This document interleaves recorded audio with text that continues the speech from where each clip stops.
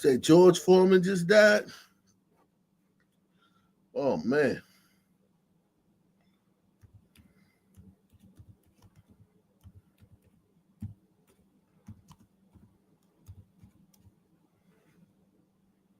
Wow. Wow.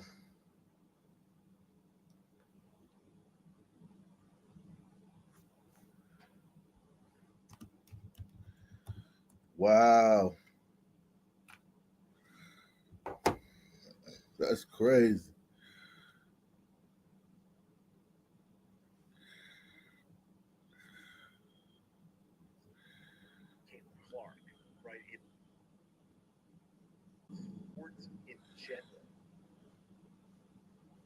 Now they may top it, they may.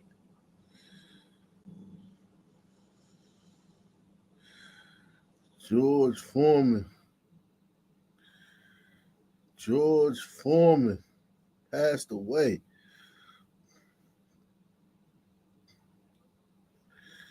Let me see this, man. Let me see this. Oh, wow. He trended. Mm.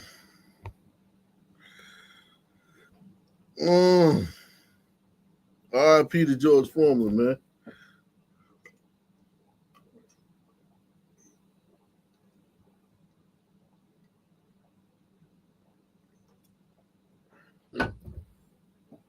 I remember this knockout right here.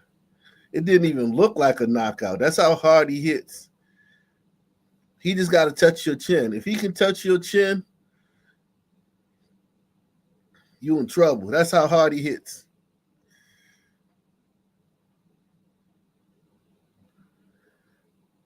Got him on the front. He need to get him on the side of the chin. He just waiting to get him on the side of the chin. And Michael Moore playing right into his hands.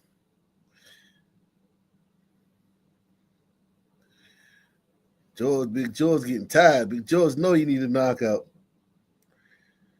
Big George knew he needed a knockout right here. Man's game. But look at that competitive spirit coming out now. Straight right hand landing for Foreman. He's had a pretty good round here in number 10.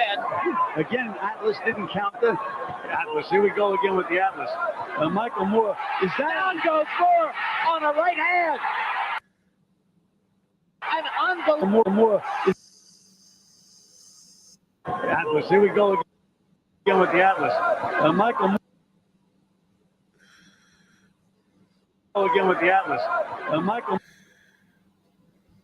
Moore is down, goes Moore on a right hand. An unbelievably close and right hand shot. 4, 6, 7, 8, 9, 10. It happened. It happened.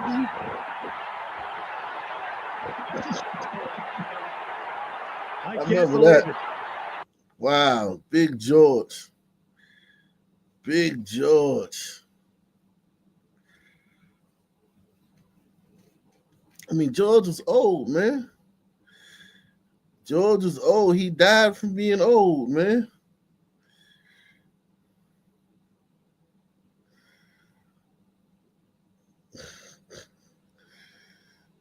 Let me see. George Foreman was 76? 76 years old. 76 years old.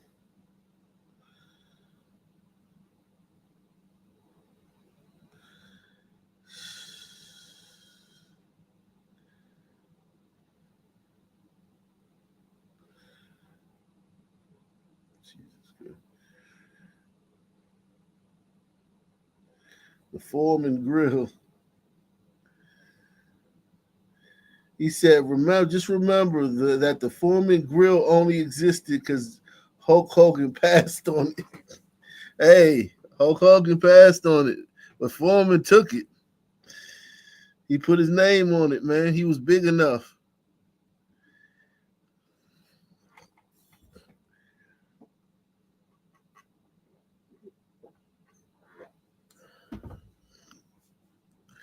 So what? Hey.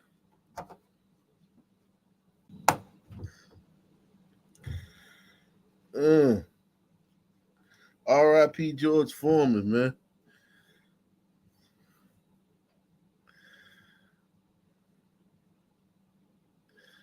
R.I.P. to George, man. Big George.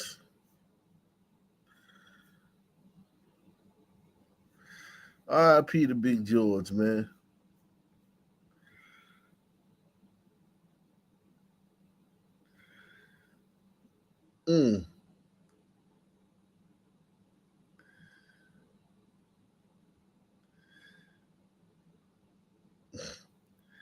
R.I.P. to Big George, man. Great America. He's a national treasure, man. He was a national treasure, man.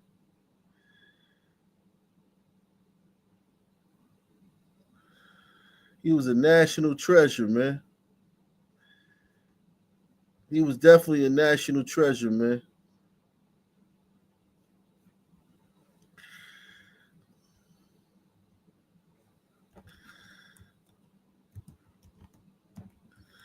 He was definitely a national treasure, man.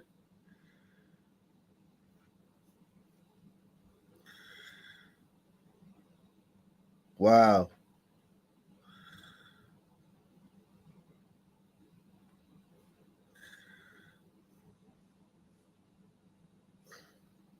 Everybody hit that like button for me, man. Smash that like button, Joe.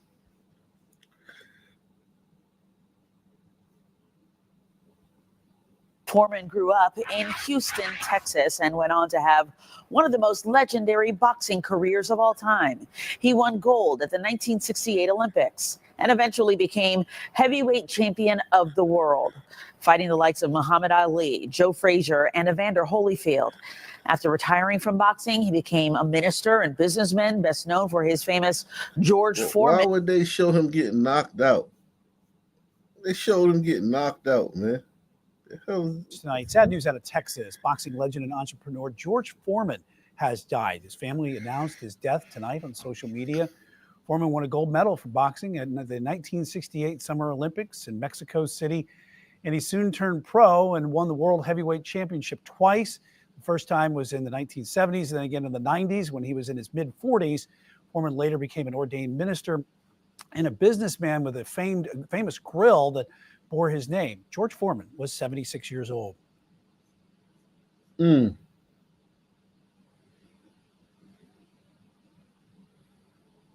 Wow.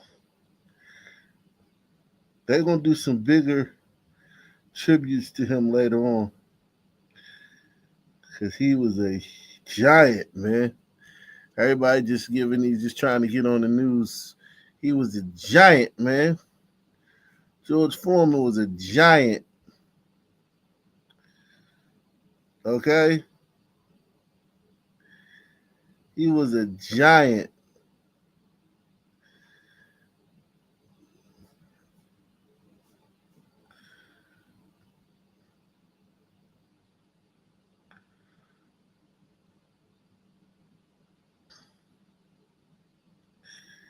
He was a giant, man.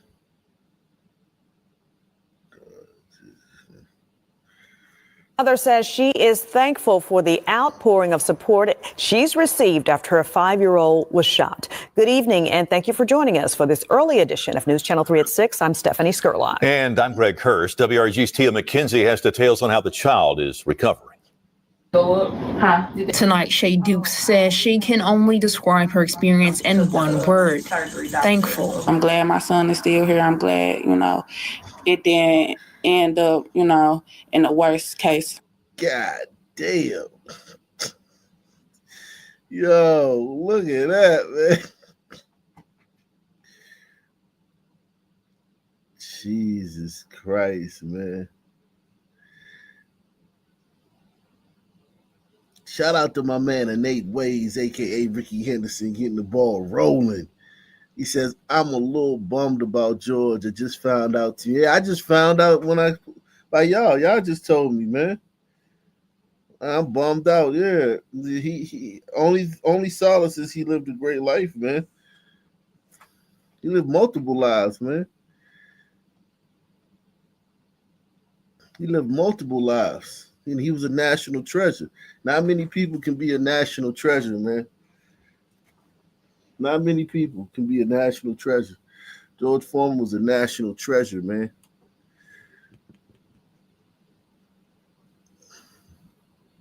You know, so God had other plans for us. Dukes has been without reliable transportation for weeks now after her car was impounded. Thanks to a GoFundMe, she's now able to get her car back and take her son to have surgery to remove the bullet from his left foot. She says she was sitting in front of Ridgecrest Apartments before the shots rang out.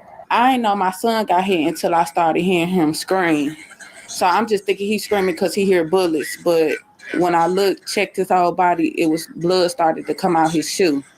So I'm like, my son is hit in his foot. Dukes took her son to the hospital before officers arrived to question her. They was like, can you get your car here so we can take pictures of it? They didn't say they was going to take my car to hold it. They didn't say they was taking my car for investigation. They didn't say none of that.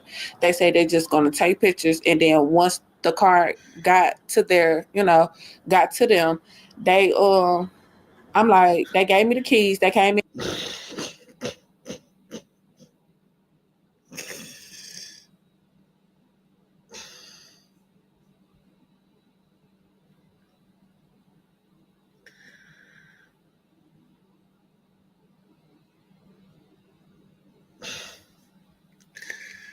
Gave me the keys. They like, we taking your car.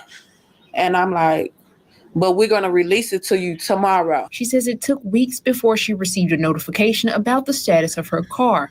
So far, Dukes has raised 65% of her donation goal. He's been doing okay. His healing process is magnificent to me because he wanted to do things after. Nigga, kill you over that bitch too, man. Nigga, pay her bills, man.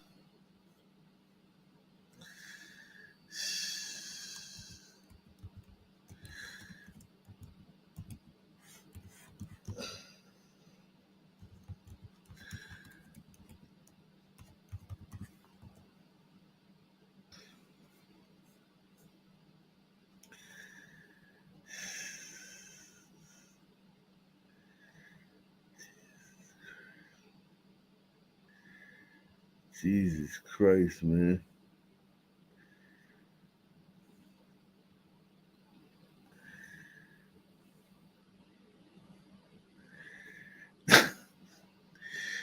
Yeah, you just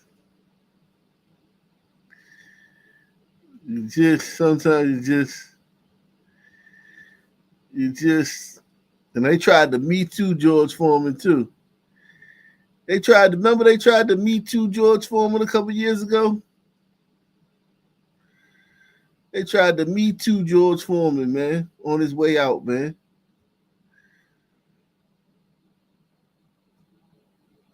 You can't, don't nobody get past the Me Too shit. They tried to Me Too George Foreman, man.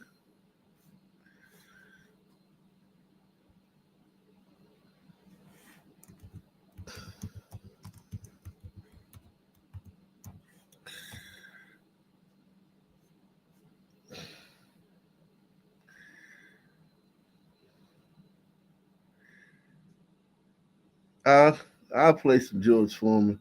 This is sad, man. This is really sad, man. This is really sad. We lost a national treasure tonight, and we gotta look at this crazy ass broad. We lost a national treasure, man. Hit the like button, support the channel, man. Support the channel via PayPal, Cash App, or the Super Chat, man.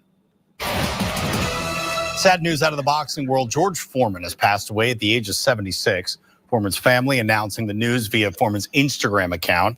George Foreman won a gold medal at the 1968 Olympics in Mexico City, turning pro the following year.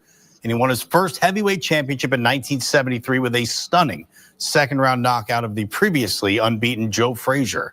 He lost that title to Muhammad Ali the very next year in the legendary Rumble in the Jungle.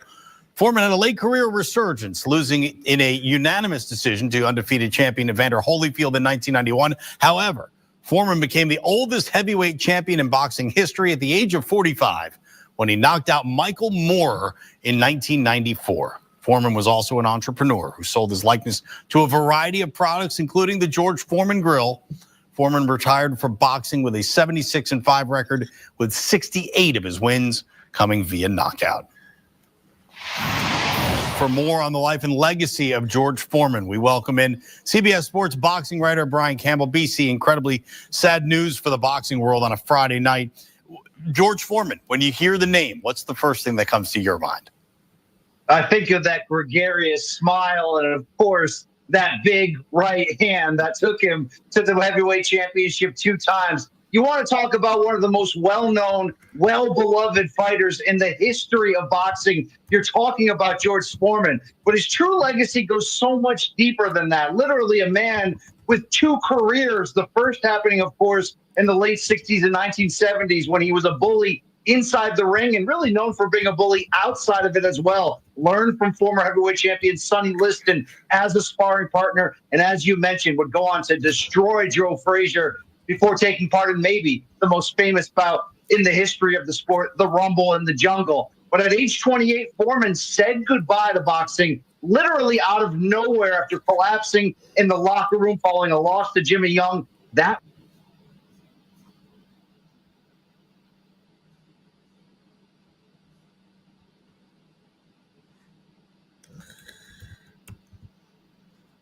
They tried to get my man. They tried to get George Foreman a few years ago with they tried to Me Too him.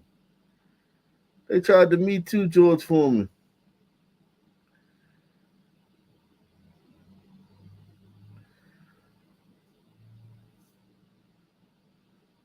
Two women who have come forward and they've accused world champion boxer George Foreman of abusing them as teenagers spoke out at a news conference today.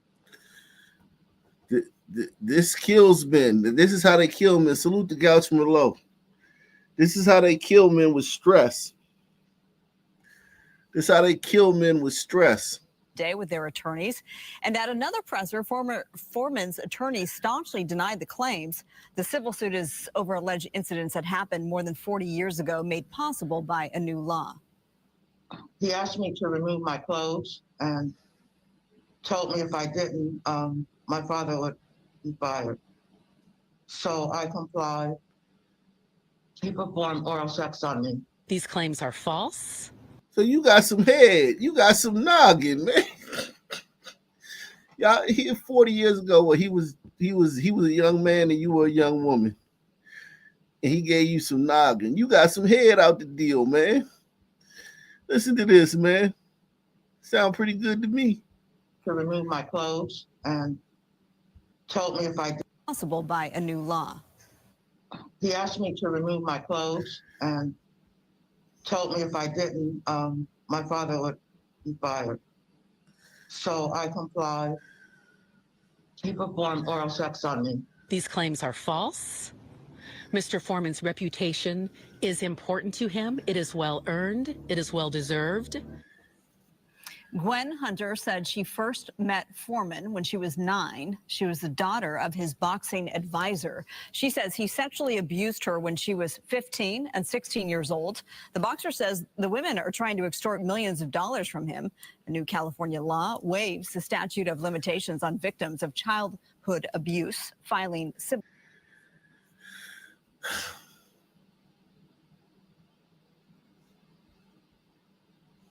He's ashamed to come forward. Gwen Hunter. It ruined my life. And Denise Shipes. I don't think that he should be able to get away with it, no matter how long it's been. Are 2 of 3 women suing former heavyweight boxing champion George Foreman of childhood sexual abuse, sexual battery, and intentional infliction of emotional distress. It made me different. That's what it did too, Gina. It made me different. Both women, now in their 60s, didn't know each other until recently. They allege Foreman began grooming them when they were 8 and 9. He asked me if I knew what the word platonic was. A platonic relationship is what Hunter says she had with Foreman until the age of 15. That's when she claims the former champ forced her to have sex by threatening to fire her father, who was Foreman's manager, if she didn't do as he demanded. Do you want your dad to lose his job? I said, no. And he said, well, you'll do what I say. Okay. So I went into the bedroom and took off my clothes. Hunter says her father loved his job and needed it to support his family. So, she says, she stayed quiet. I was petrified. Absolutely. Because I believe that, that he would definitely fire my dad. Meanwhile, in Oakland, Shipe's father was one of Foreman's trainers in the 70s. He would come to the house and sometimes he would ask if he could take me for a ride, take me to get ice cream, things of that nature. And they'd say, yeah, go ahead. Sure. Shipes remembers thinking Foreman was a sweet guy, almost like a brother. But at the age of 15, she says everything changed. The next thing I know, he was telling me to take my clothes off and to lay down, and I did. And yes, he had sex with me. There will be some people watching this interview who will ask, why did you take so long to come forward with this information? I wasn't going to come forward with the information because I had learned to live with it. I never should have been left alone to suffer the abuse of Larry Nassar. When the USA Gymnastics sex abuse scandal broke, Hunter says she was forced to unbox her secret. I couldn't believe that they had so much courage, and I was old enough to be their grandmother, and how I didn't have any courage to come out and tell what happened to me. A third woman, who remains a Jane Doe from Houston, Texas, alleges Foreman raped her when she was 15 and he was 24. Now that we learned about this third victim, you see amazing similarities between what she said happened and the incidences involving both of my clients as well. Attorney Sam Dordulian represents Hunter and Shipes. He says both women have taken a polygraph test and passed. Which indicates that they are, in fact, telling the truth, that they were sexually abused by George Foreman. Foreman, now a Texas preacher, has publicly accused Hunter and Shipes of lying and extortion. He declined an interview with Fox 11 News, but Foreman's attorney, Sean Hawley, issued the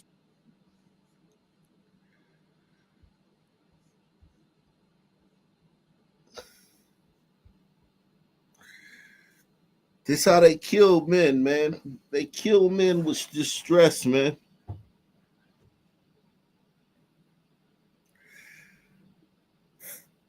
They're talking about 40 years ago. So we're talking about when he was 24. George Foreman was born in 1949. He was 24 in 1973. They're talking about 50 years ago. These claims are from 50 years ago, when he was a star boxer and soon to be heavyweight world champion of the world.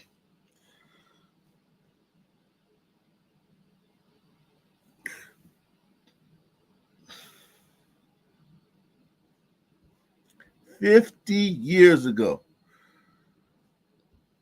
He declined an interview with Fox 11 News, but Foreman's attorney, Sean Hawley, issued the following statement.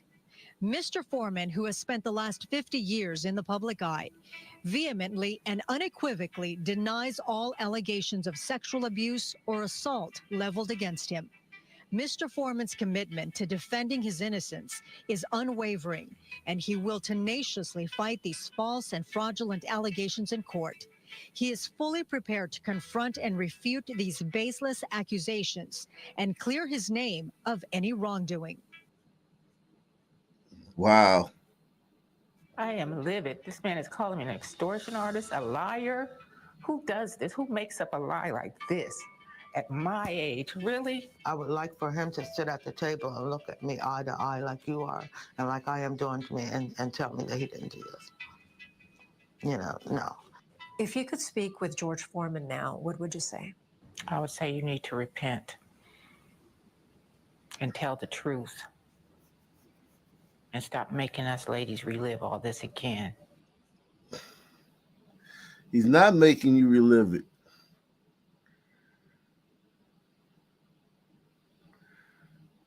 these women are coming out saying George Foreman.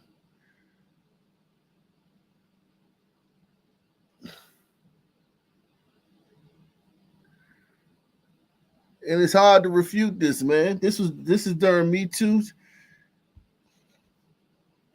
She went in for mental health treatment. She came out a victim of sexual assault. Now a Milwaukee woman is sharing her story of trust and betrayal. We want to warn you here, some of the material that you're about to see and hear in this story is graphic. Fox 6 investigator Brian Polson shows you how a 54-year-old grandmother helped put her therapist in jail. Two women who have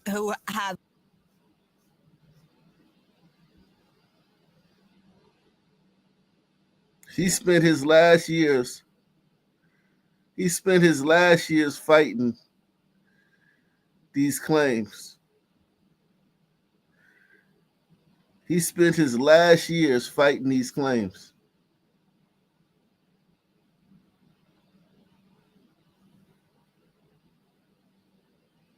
Back and forth to court, fighting claims from 50 years ago.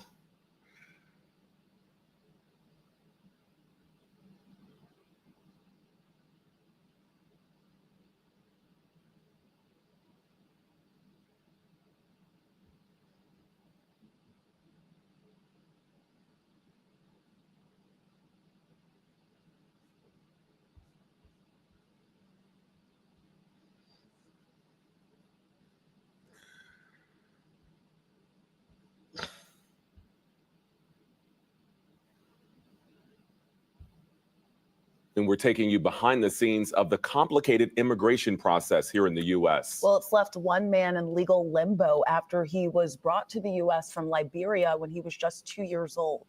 Rodney Taylor has lived in Georgia for decades, applying for citizenship only to be denied. Well, recently, ICE arrested him, and right now he's facing deportation. 11 Alive's Caitlin Ross is uncovering the difficulties navigating the immigration system, even as journalists seeking answers about this case. It's easy to talk to Rodney Taylor. I'm a people person, so I love dealing with people, meeting people every day, making them look good. We met Rodney trying to help people who sit in his chair through a program where barbers talk to clients about lung cancer screenings. Rodney told us making those connections comes easy. Once they feel comfortable in their surroundings and know what type of person you are, they feel more comfortable to open up to you. It's what's happening to him now that he says is so hard to connect. All right, we're trying this again. Okay, so is it working? Rodney! Hey! Oh my gosh, we finally connected. He was arrested by ICE and is now not behind his chair, but behind bars. It's a life or death situation. To understand, we have to go back to 1980 when Rodney's mother brought him to the U.S. from Liberia.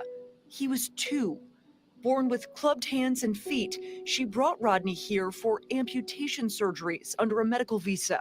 He's lived here ever since, but his applications for citizenship have been denied.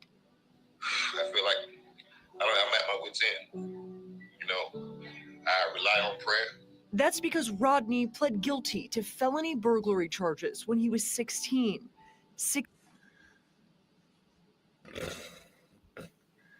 So he pled guilty to felony burglary charges when he was 16. Make sure y'all support the channel. Hit the like button. Sponsor the show.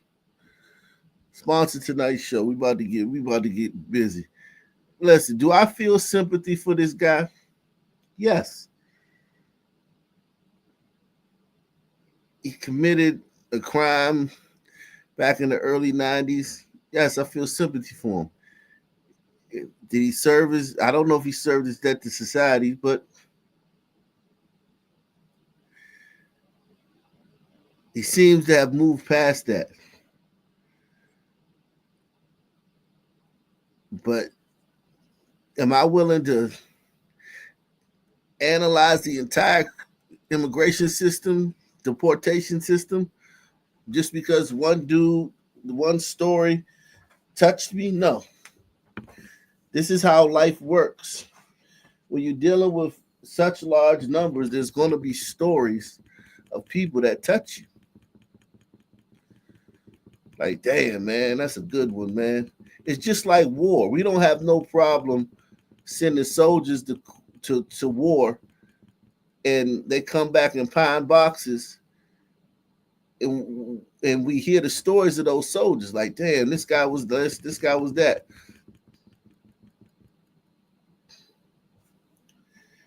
You know, aside from being a soldier, but we'll still send people to war. We not like, all right, stop war because I heard this story about this soldier who died. He was a great guy. He was a barber and shit.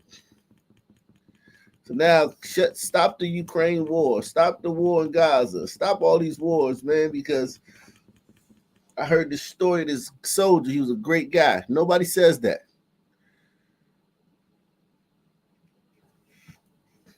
But now Democrats who are warmongers want to keep showing us these stories of these people, these one-offs in this immigration system, and they want us to dismantle the entire, get rid of ICE, get rid of deportations. Because this one guy who's being deported, he seems like a great guy. Such hypocritical, so hypocritical, man. So hypocritical. Visa. He's lived here ever since, but his applications for citizenship have been denied. I feel like I'm at my wit's end. You know, I rely on prayer. That's because Rodney pled guilty to felony burglary charges when he was 16. 16 years later, the Georgia Parole Board pardoned that conviction. But the crime makes him ineligible for amnesty programs for minors. ICE officers cite the burglary case on his detention order now. They're still trying to prosecute me for something I did 30 years ago as a child. It's hard to swallow. Hard, but not uncommon, says immigration expert and attorney Charles Cook. Shows you how complicated immigration law is. Somebody who's been pardoned by the state, been forgiven, moved on with his life. Now, decades later, ICE comes along and says, hey, we're going to arrest you and deport you to a country you don't know. The latest Pew Research poll shows 59% of Americans approve of increased efforts to deport people who are undocumented. Over the last several weeks, 11 Alive has reported on the uptick in ICE arrests in metro Atlanta and across the country under President Trump's administration. ICE data shows that includes immigrants with criminal records, but also a 221% increase in immigrants without criminal records. The reality is our laws have not changed. Our laws haven't changed in 30 years. What's changed is how they're enforced. We talked to a spokesman from ICE who told us the removal case against Rodney is moving forward because they do not accept the type of pardon he received. The Department of Justice told us it has no record of Rodney's case and won't until he's charged. But 3 months after his arrest, that still hasn't happened. Behind bars, Rodney is trying to stay positive, helping other detainees get ready for their court dates. They allow me to cut hair, do what I do, pass the time. He's hoping to get back behind the chair for good. As long as I feel like I'm helping somebody, I feel good. Reporting in Tucker, Caitlin Ross, 11 Alive News. What do you guys think about this, man? You guys feel sorry for this guy? You guys got sympathy for this guy?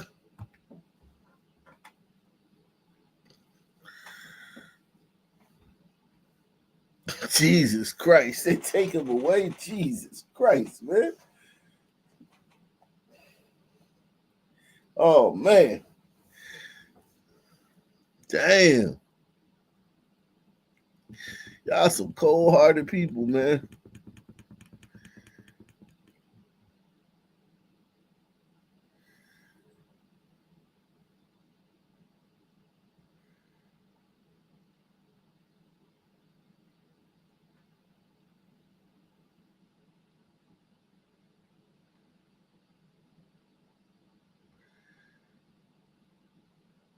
He needs to go make Liberia a better country.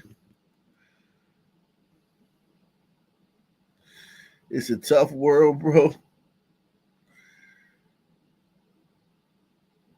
America for Americans.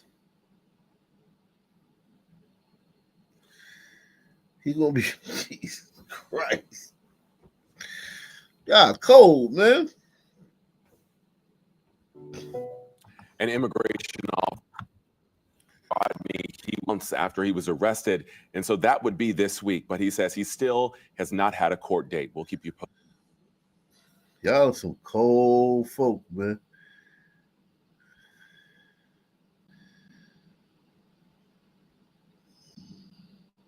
Well, it's a story that made news here in South Florida over a month ago. A young teacher detained and deported, many wondering how and why it happened. NBC6 politics reporter Hato Vela traveled to Honduras for answers.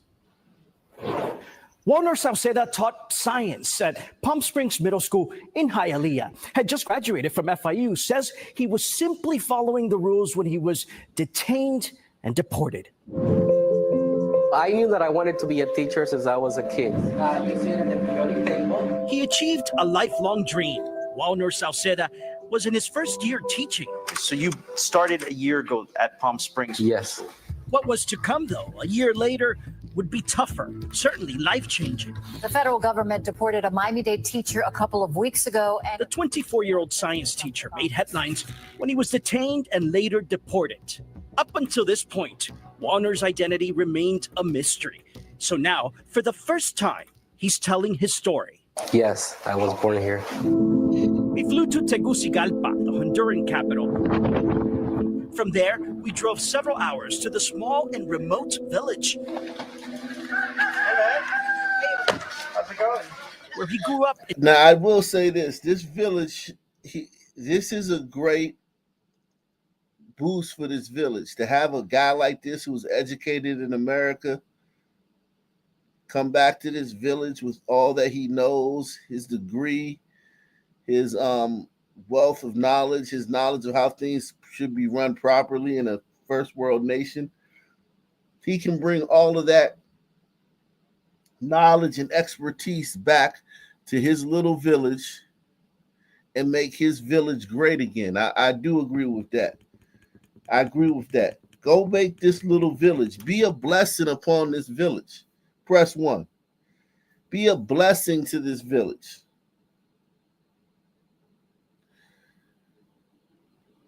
You know how things are run in America. You know how things are orchestrated and administrated, and the way people do things successfully in a first world country. Now you're back in your little teeny little village in Honduras. This is a blessing. What if he looks at it the right way? This could be a blessing if he looks at it the right way. I was born here. We flew to Tegucigalpa, the Honduran capital. From there, we drove several hours to the small and remote village. How's it going? Where he grew up and now lives. At 13 years old, he says he left the Central American country because of violence. I remember crossing the river. After making the dangerous voyage, he eventually reunited with his parents who were already living here in South Florida.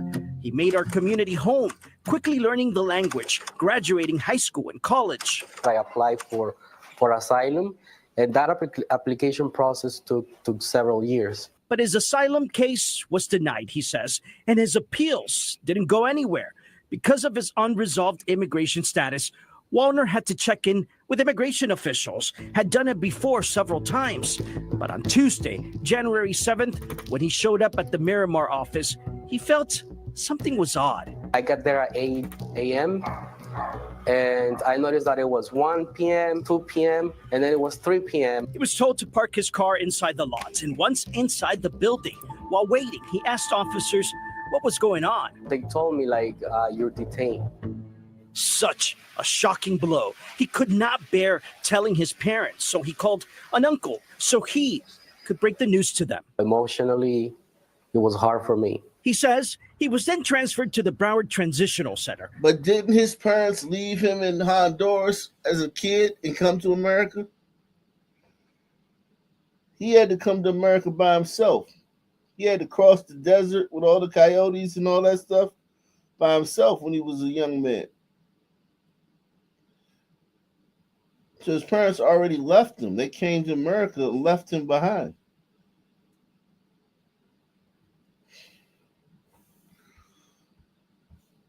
A Pompano Beach facility where migrants are held.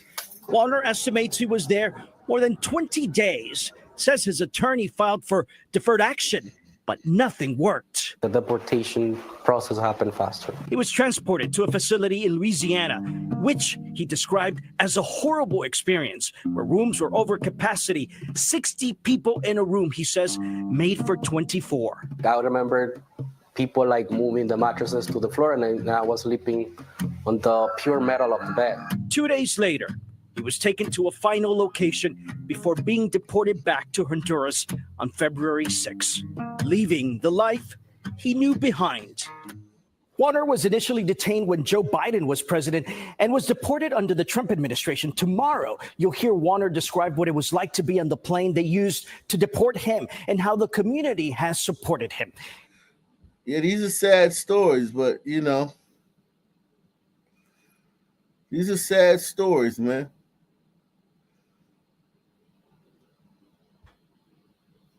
My husband may not be a legal American citizen, but he's a human being, and he has rights. Only on Action News Jax, a Middleburg family begging for help after they claim that ICE officials are threatening the husband, who is an Indian national, with immediate deportation and criminal charges. I'm Tanika Hughes. And I'm Ben Becker. Action News Jax Jake Stofan is live from the family's home in Middleburg. And Jake, after you started asking questions, they got a new message from ICE. Well, that's right. Just within the last hour, I heard from the family's attorney that the husband has now been given until Saturday to purchase a plane ticket back to India and leave the country voluntarily. Now, this comes after the family says ICE officials came to their door this morning demanding the husband come out and threatening him with criminal charges and saying they would come back with a warrant when he refused. I couldn't leave my kids and my wife. I do feel bad for them, man. I feel bad for these guys, man. It sucks. This sucks. You know, on the human level, but it's the law. As a country, as a whole, this is what we need. As a whole, this is what we need.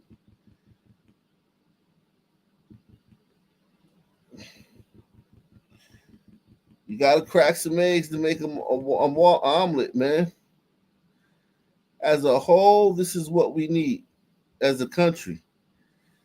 And yeah, it sucks that these guys are getting caught up in this, and these women too. I mean, but it's just the way it's how things are going, man. We have to do this, man.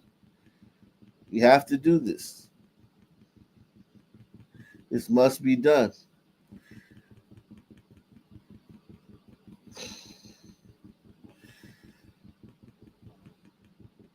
It must be done, man. Support the channel via PayPal, Cash App, or the Super Chat. Make sure you support the channel, guys.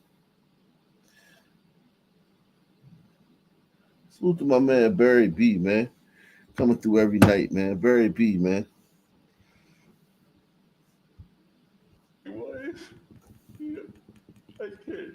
Tapan Purohit and his wife, Ashley Kennedy Purohit, feel they're living a nightmare. Tapan came to America on a J-1 visa in 2011. It expired in 2013.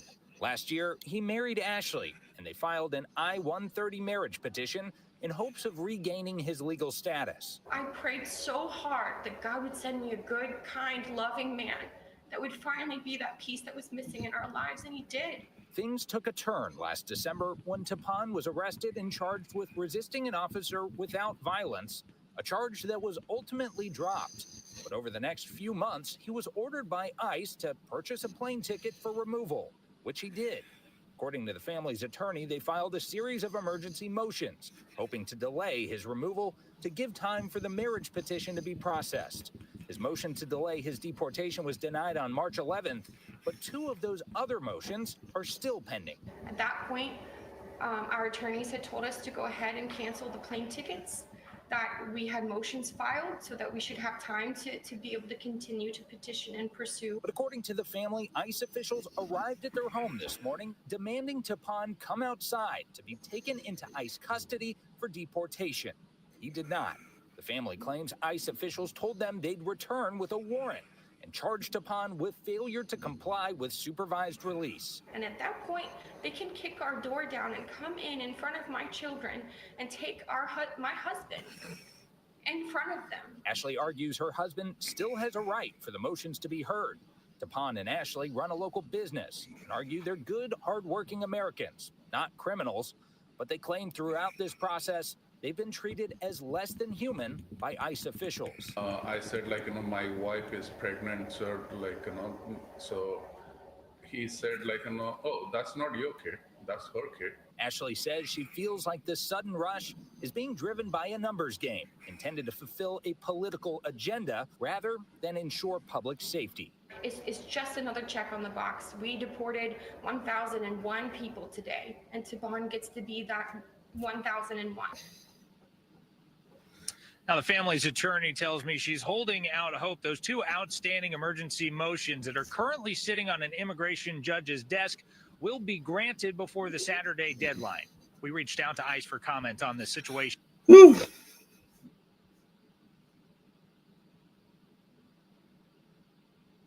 Sucks, man. Sucks.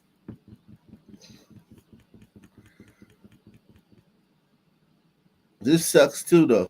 Also today, friends and family said goodbye to veteran Harris County Deputy Christina Kohler. Her death last week was ruled a suicide. Kohler is one of 4 current or former Harris County deputies who've taken their own lives in just the last 6 weeks. ABC 13's Jessica Willey is live tonight, and this is leading to important conversations about the need for support, Jessica. Yeah, Eric, the department has a behavioral health division that has made great strides since it was established in 2020 and has led the way, its director says, among law enforcement agencies. But these recent deaths are raising serious concerns for the deputies organization. The question is, what more should they be doing? It caught a lot of us by surprise. Harris County Sheriff's Deputy Christina Kohler left home last week and was never seen again. Houston police issuing this alert. The 37-year-old found on the 13th. She had taken her own life. 3 days later, Maria Vasquez, who left the department in December, died by apparent suicide. William Bozeman, also a former deputy, died earlier this week. Tragic news. One is too many. 2, 3, it's definitely devastating. That Jose Lopez is helping his friends and colleagues try to process. It hits very close to home. And it's a reminder to us of how fragile life is. It's also BLM, man. BLM and all that bullshit took a toll on these cops, man, over those 4 years the BLM reigned. It took a toll on those cops, man. A lot of those cops have mental issues and have PTSD from dealing with BLM. The gaslighting and the mind games that BLM played on them. And that's causing a lot of these suicides. A reminder that we do need to look out for each other. We do need to take care of each other. Lopez is the president of the Harris County Deputies Organization, but he knew 2 of the late deputies personally. I knew him for over 20 years. In just 6 weeks' time, 4 current and former deputies have taken their own lives. Psychologist Thomas McNeese is the director of the department's Behavioral Health Division. These last few weeks have been difficult for our staff and for the sheriff's office as a whole. He says he and his division work to provide resources to both former and current employees who are struggling. They embed to help people feel more comfortable. This profession, unfortunately, takes a toll on people, and over time, the longer they're in it, the more of a toll that it takes, and it changes people. First responders historically have a high rate of suicide. It's a combination of things like what they see on the job and then what the job entails. While the department has been focused on mental health, often leading the way, Lopez says these last few weeks have raised questions. We can't help to ask the question of, is that enough? You know, do we need to do something different? What else can we do? And as they work to support those grieving, McNeese with this message to anyone who might be in crisis. Reaching out, getting some help, doing something to be able to not stay stuck where you're at is really important. Jessica Willey, ABC 13 Eyewitness News. Jeez.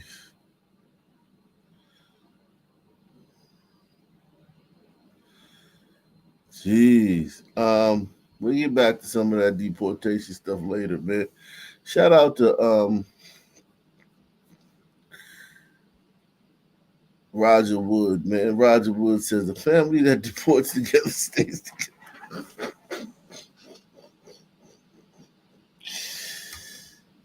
Yeah, man. Great point, man. Raul Rodriguez says good work, man. Salute to you. He said, I meant to say you're doing good work. Yeah, man. Thank you, man. Appreciate you, man.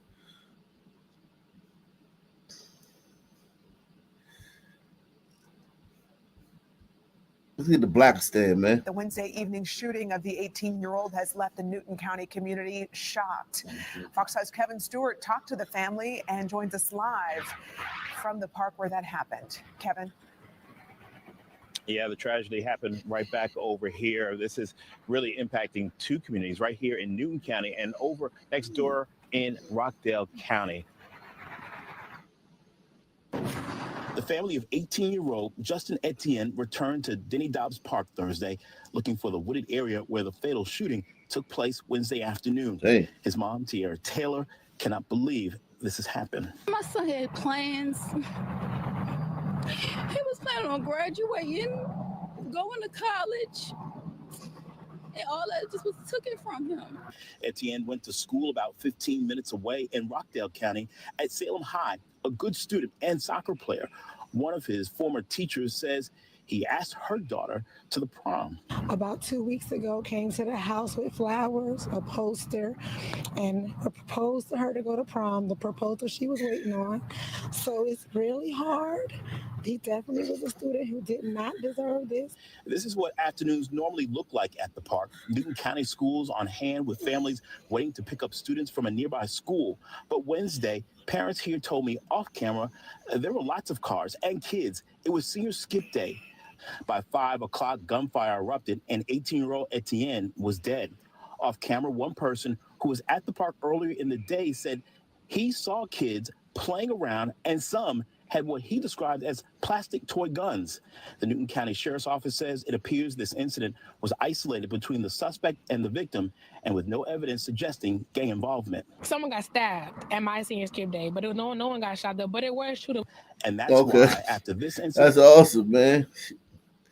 She had a good senior skip day, y'all.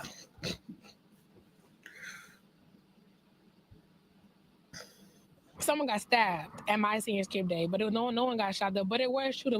And that's why after this incident, Zoe Harrison is not sure senior skip day can continue. When y'all killed my son, y'all killed a part of me.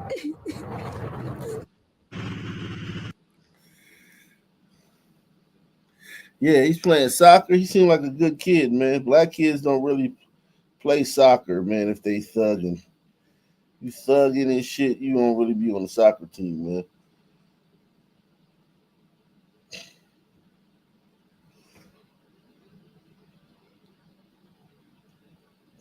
This is sad, man. This is sad.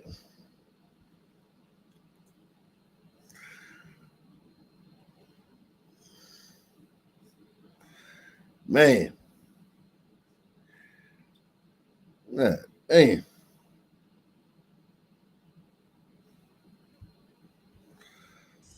Okay, we're following this breaking news live in Hammond regarding a person wanted in a kidnapping and rape case. Let's take a listen in. Said he was at this residence and identified who he was.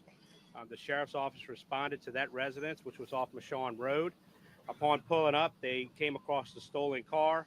He saw the deputy and took off running into the woods. We have had a perimeter set up. We are actively working the scene. We have somewheres in the total of, I believe, 7 or 8 different agencies, federal, state, and local agencies.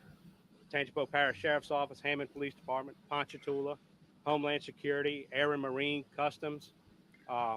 We have Louisiana State Police. I could go on and on. I'm sorry if I'm forgetting someone, but our local partners and our state partners and our federal partners have stepped up, and we are actively searching for this individual. He has not been caught yet.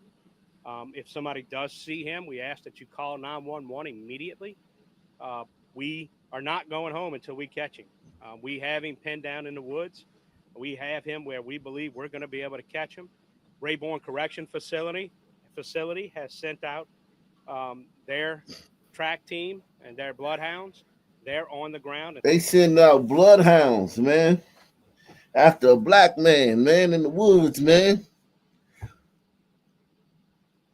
Just like slavery all over again, man. Everybody hit that like button, man. Sponsor the show via PayPal, Cash App, or Super Chat.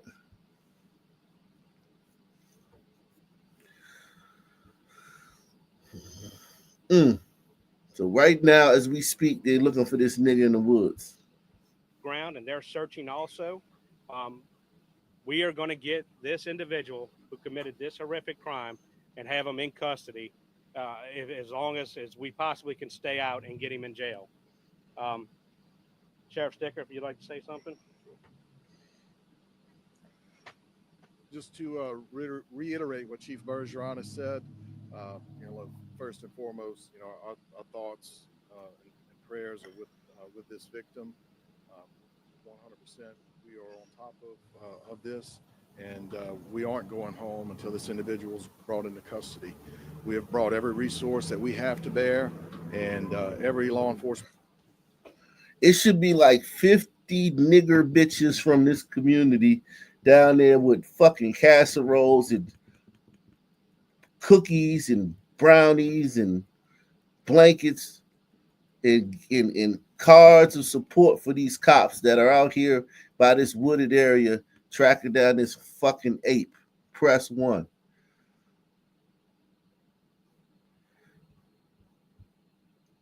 Where the mammies at?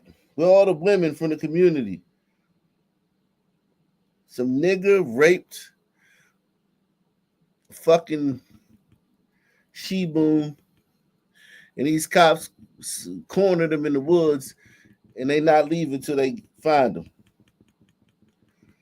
Where all the she-booms with the casseroles and shit, the tuna casseroles and the fried chicken.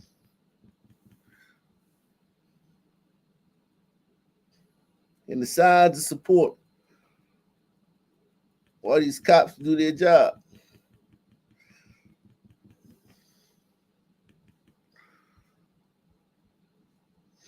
Jail. Sheriff Sticker, if you'd like to say something. Just to reiterate what Chief Bergeron has said, first and foremost, our thoughts and prayers are with this victim. 100%, we are on top of this, and we aren't going home until this individual is brought into custody. We have brought every resource that we have to bear, and every law enforcement agency from the surrounding area is here, just right outside the town of Independence, and we are actively searching for him as we speak. We have drones in the air, we have helicopters in the air, we have dogs on the ground, we have a perimeter set up that borders the interstate at the end of Mashon Road. So at the end of Mashon Road is where this actually occurred, where he fled from our deputy this morning. He was actually leaving the scene in that stolen vehicle. And so as soon as he seen the deputy cut him off head on. He exited the vehicle and hit the woods at that time. And that's what started all our activities today. And so we are here with him. All right. So we'll check back up on that.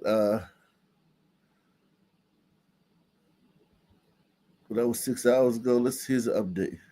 A manhunt is underway for a suspect accused of kidnapping and raping a woman in Hammond. Now, police are searching for 18-year-old Donnie Lee Stevenson. Investigators say he kidnapped a woman from the Target in Hammond before allegedly raping her. WDSU reporter Jasmine Franklin live in Hammond at the Target where the incident happened. Jasmine, how are people there feeling with the suspect still at large?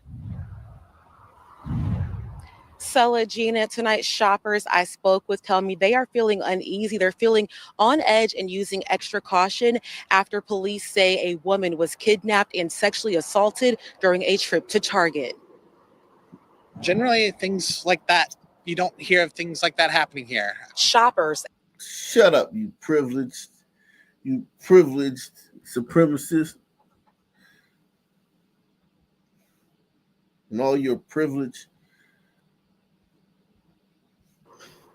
Generally, things like that, you don't hear of things like that happening here. Shoppers at Hammond Square are on high alert after police say 18-year-old Donnie Lee Stevenson reportedly kidnapped a woman from this Target Thursday evening before raping her. Especially me as a teen girl, like that can put me at risk too, especially not walking with anybody too. Police say Stevenson. Yo, what do you think the race of this woman is, man? We've seen a lot of white people in this area.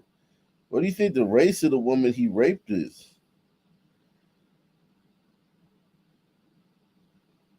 She's a little cute, trashy joint, man. Little cute white joint, man.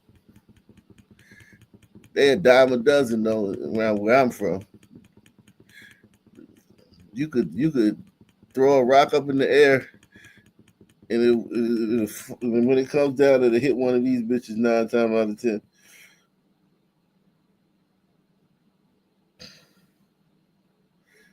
But if you from the big city, you come out here, you see these broads, man. These Southern men just be running through these broads, man. That's what makes it crazy why this dude is out here raping women. You in one of these towns with a bunch of white girls, man, you supposed to have your way, man. As a Southern man, especially if you got the little tarantula dreads and shit. Donnie Lee Stevenson reportedly kidnapped a woman from this Target Thursday evening before raping her. Especially me as a teen girl, like that can put me at risk too, especially not walking with anybody too. Police say Stevenson followed a woman out of Target to her vehicle parked in this lot before holding her hostage at gunpoint and forcing her into his vehicle. It's really just a horrific crime to be committed upon one of our citizens. Hammond leaders say Stevenson allegedly drove the victim to an undisclosed location where he raped her, then brought her back to Target. That's when the victim notified nearby shoppers of what happened, and they immediately called police. We believe that he went to several local stores and was stalking women looking for his victim. The victim was taken to a nearby hospital for medical evaluation. Friday morning, a person who lives in Independence spotted Stevenson near a home on Mashon Road. When deputies confronted Stevenson, he fled on foot into the woods, prompting massive search efforts. We're going to do everything we can to get this individual in custody as fast as we possibly can, and we're not going to stop until he is in custody. Multiple law enforcement agencies have boots on the ground searching in and around the wooded area where they believe Stevenson fled to. With the suspects still at large, shoppers say they are using extra caution. It concerns me because, I'm a mother. I have 4 girls and a grandbaby. And it concerns me in this area, that we have that type of stuff going on. Salute to Proximo in the stand, man. He says, great show, Op. Thanks for keeping us entertained. Salute, man. Tonight, the manhunt for Stevenson continues. Again, multiple law enforcement agencies are part of those efforts to find him. If you see him or know his whereabouts, you should call police. Reporting live in Hammond. Where are you, ape? Where's this ape at right now, man?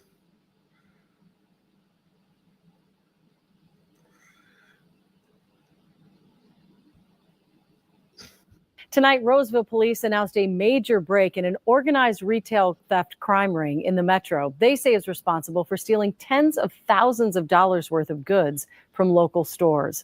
The alleged perpetrators, in one case, a couple that officers are calling literal partners in crime. Ian Russell joins us now with more. Ian? Yeah, well, Julie, one of the more prolific people arrested Wednesday has stolen tens of thousands of dollars from Metro stores before. And charging documents show that Best Buy workers in Oakdale told officers that suspect and his partner, the literal partners in crime, stole more than $50,000 from their stores in the Metro over the past several months. That's why the Roseville police chief told me tonight that operations like this one are worth it. No matter how you describe it, there was 25 arrests. And that was right before Christmas, so we knew that was a really busy time of year. Roseville Police Chief Erica Scheider, they're doing multiple thefts a day, says it's a growing problem. Certainly did not expect to have 29 arrests. And I think that just speaks to the concerns and the issues that we're hearing from our retailers. Law enforcement agencies around the Metro conducted a retail blitz on Wednesday, arresting shoplifters, including in Roseville. It really is starting to make a difference and hopefully impacting some of that crime level. Roseville PD arrested 29 people, with some cited and let go and others charged with felonies. Chief Shire says some were known to these stores. He definitely was one of the, for Wednesday's detail, was one of the more high-profile incidents that we had. Charging documents allege that one man has stolen tens of thousands of dollars from stores like Home Goods, Ulta, Kohl's, and Best Buy, including with someone he's dating, a literal partner in crime. So these were not brand new people. A lot of them were known to the store employees.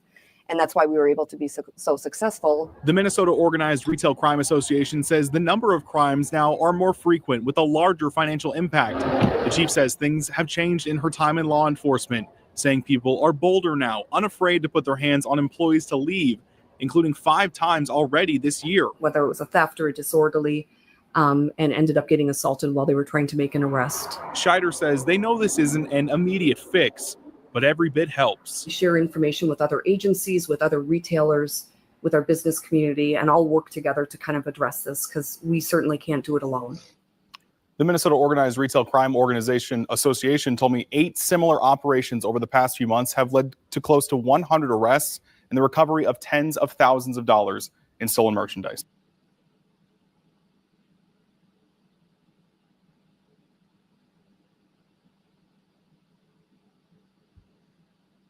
We're actually at Fort Lauderdale Hollywood International Airport where all of this went down. And we can tell you that this woman is another example of somebody who doesn't have a known criminal history, but who is here technically illegally. And now she's in custody.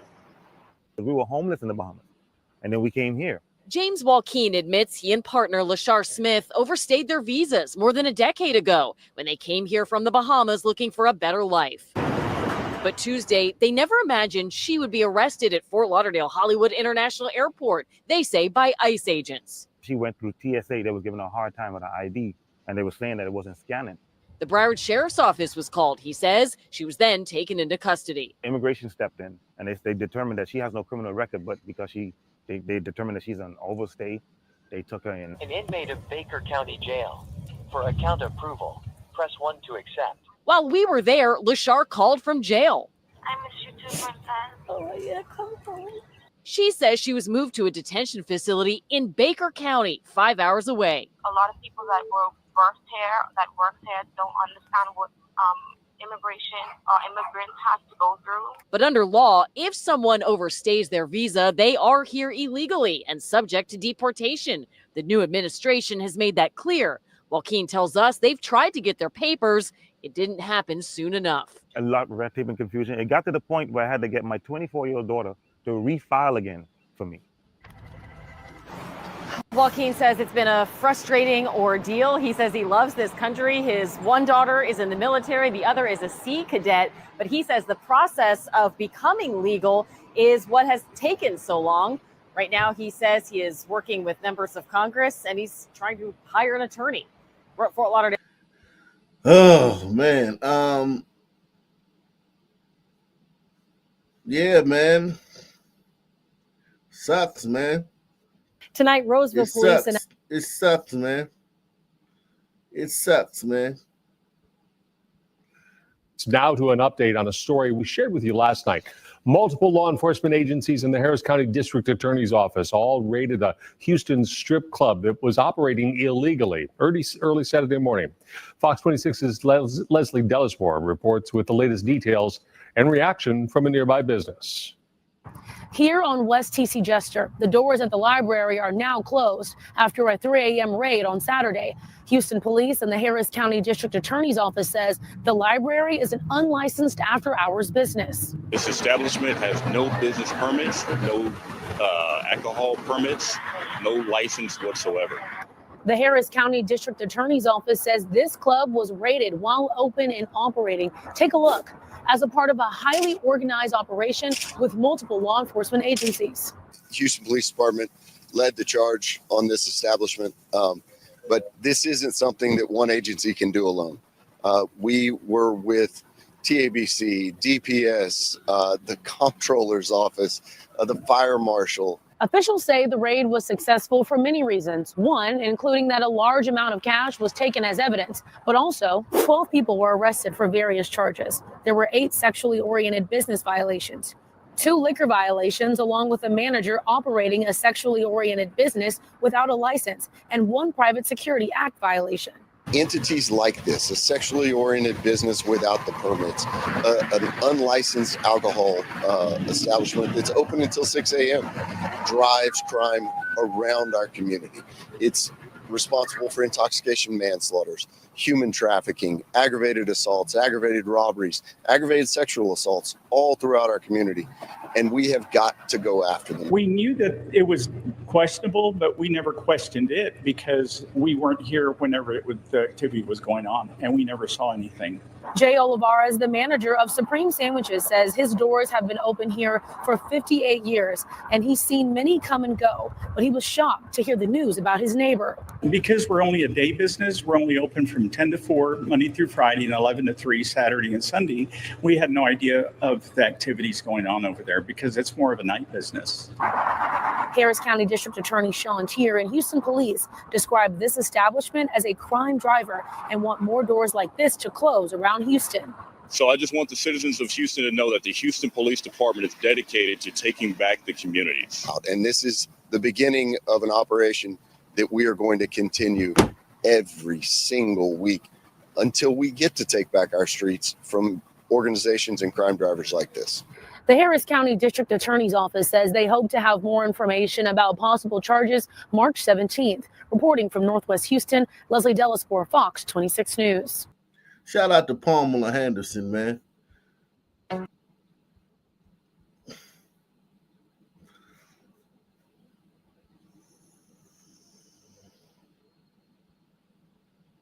First at 5 on your news leader, the shooting death of a beloved pastor and prominent leader in Memphis left plenty of people stunned, many asking, why would anyone kill Pastor Ricky Floyd? Well, tonight, only on News Channel 3, video showing a portion of what happened the night Pastor Floyd was shot to death. Good evening and thank you for joining us. I'm Greg Hurst. Hi, I'm Stephanie Skurlock. WREG has viewed the video provided to us by the attorneys of the woman charged with shooting Floyd. We have carefully considered the weight of what's shown and the sensitivity to all involved in this tragedy. But we also believe it's an important part of the story and one you deserve to see. Here's WREG investigator April Thompson. Plenty of speculation surrounding the shooting of Pastor Ricky Floyd outside Mama's Bar and Kitchen March 12th. Phone video captured what appears to be some of the final moments of Pastor Floyd's life. It shows the Tahoe truck he is in putting on brakes, Pastor Floyd getting out, walking toward the person shooting the video as they yell to back up. That's your pastor, man. What's up, Mark? Man, what's happening, man? What's up, brother? Oh man, I broke my ankle, man. Oh wow! I'm out for 2 weeks, man. That's it. Supposed to be off of the cat. I'm supposed to be on the cats for a while. It's mad as hell. I'll show you right now. Mm-hmm. Hold on. Damn. Wow. Well, yeah, I broke my fibula or some shit or some Oh, crazy shit. and it's only 2 weeks? Yeah, I'm a fast healer, man. You know, I'm an athlete, man. Wow. Hey, how'd you break it? Fucking slip. A little lawsuit coming up, so money gonna be all right. But I Oh, just slipped. Yeah, I slipped this weekend on St. Patrick's Day. Wasn't even drunk. None of that. That's why I've been MIA. So when you wasn't on for 2 days, I was like, fuck it. I gotta take some rest anyway. yeah, man. I hit the wall, man. I had a lot of I had kid duty and all that shit. I hit the wall, man. Well, you Well, I remember think, this story about the pastor, right? yeah, man, Pastor, a little gangster right there. I mean, it looked like he's just getting up on him and just trying to say what's going on. I just don't like my pastor at a nightclub, like arguing with women he don't know. That just don't sit right with me, man. That's because the pastor feels that he got God on his side, so nothing gonna happen to him, which I understand. Well, damn. That's No, I'm crazy. serious. I think he does think that. That's why for him to do that, why is he around that particular? I know a friend who's woke. He doesn't even go. He said to this day he doesn't go to hood bars. So that right there, the pastor has to know. Yeah, this pastor though, he's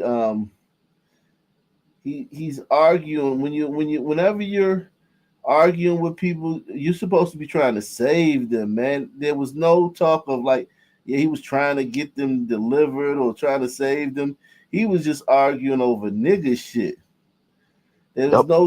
There was no indication that it was like, sister, I'm gonna pray for you. You need to be saved, delivered from your demons. It was like just like I a agree with you. regular. That mean the person would have probably hesitated. Yeah. They probably didn't even know he was a pastor.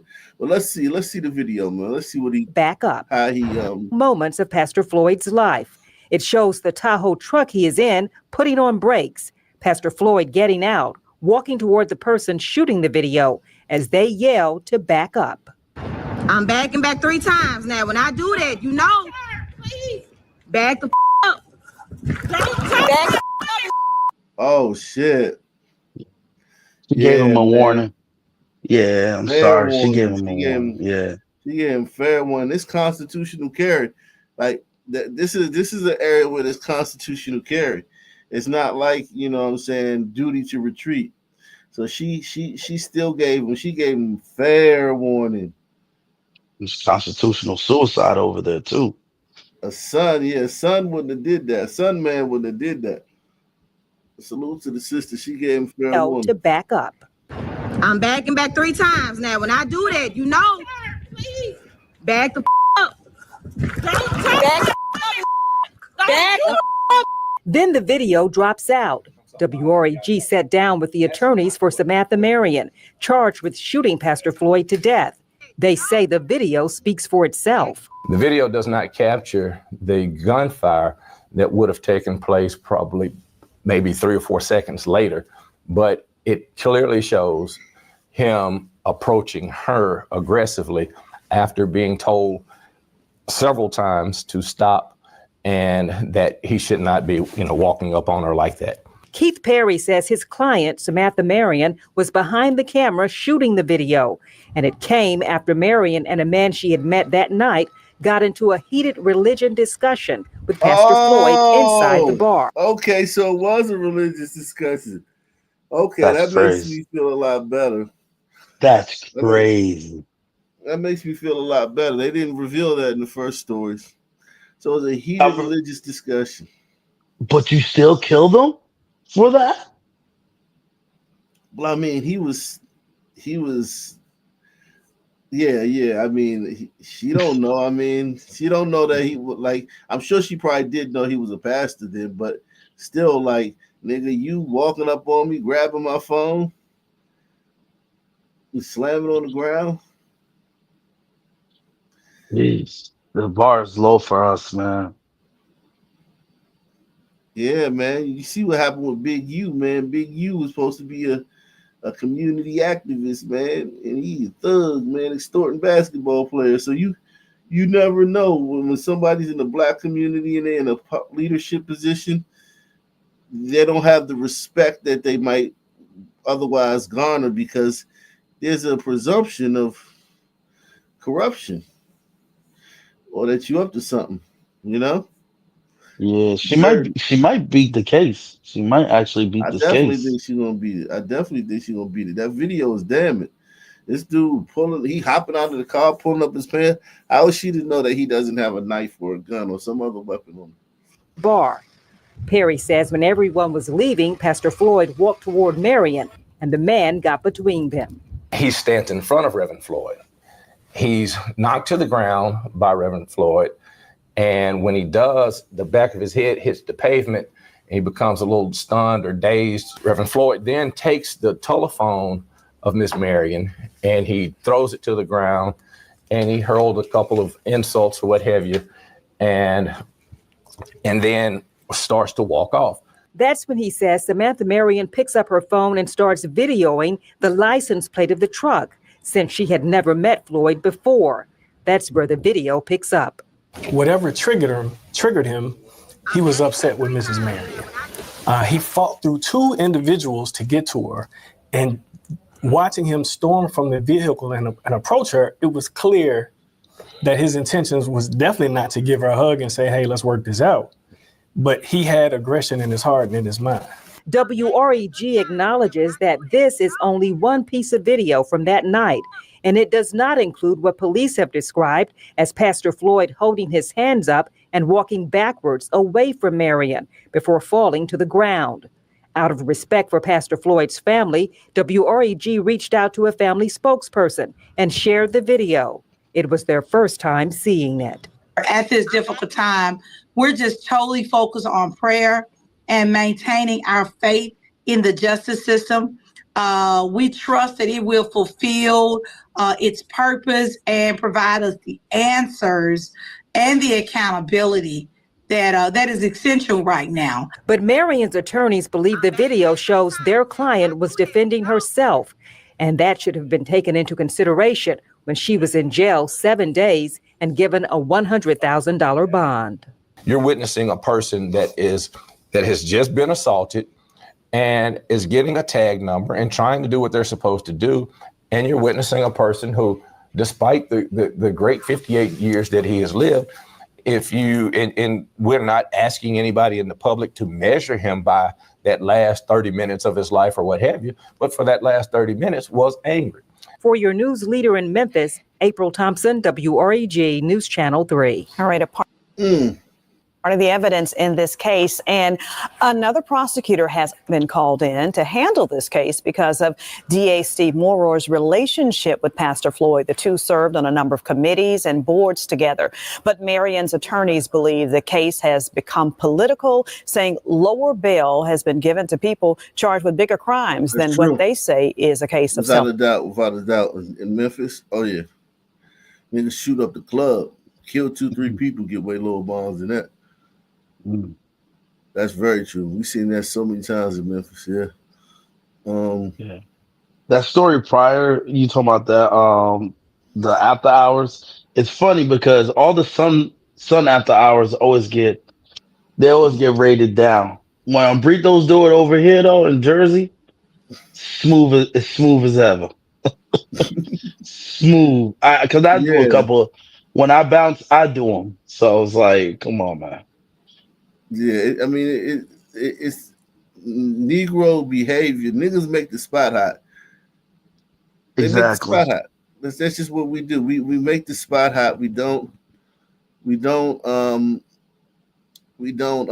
respect the establishment by not hanging out, like out in front, not parking lot pimping, not playing loud music when we pull up, and not committing ancillary crimes that, breaking into businesses around there, assaulting people in the neighborhood, breaking into cars in the neighborhood. Sons bring a torrent of crime to the region that the establishment is in, which makes the spot super hot and just the way we are, man. Let's see. I do nothing but Dominican after hours. Nothing but Dominican major after hours. No problems. No problems. Yeah.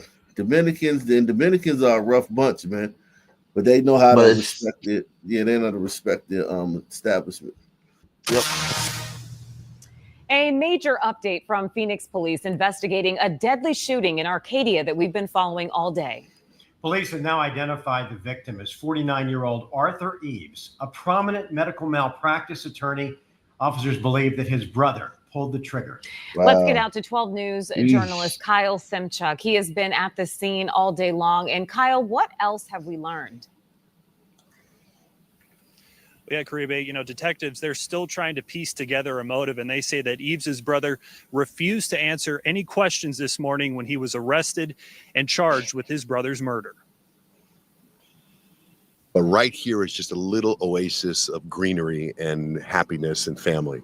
But today, this Arcadia neighborhood near 46th Street in Camelback was covered in yellow crime tape.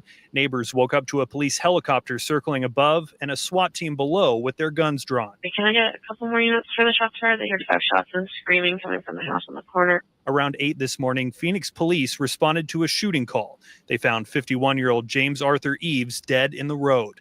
Police say his 49-year-old brother Christopher came back to the scene with other family members, and based on evidence gathered, he was arrested. It's just all terrible. It's a crazy. I'd like to know what happened.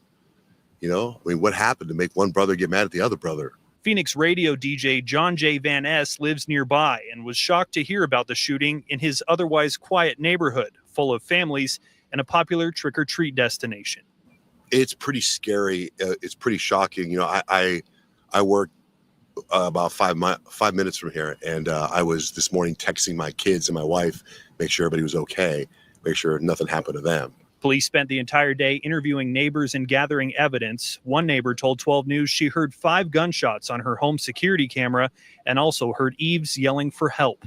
The 51-year-old father and husband is an accomplished Valley attorney representing doctors, hospitals, and even the city of Phoenix and Maricopa County in malpractice cases. His law firm says his death leaves a hole in their hearts and that they are praying for his family. See, white people do it too, man. Look at that, man. We cover all type of crime. Well, lately they have. I remember I sent you that video.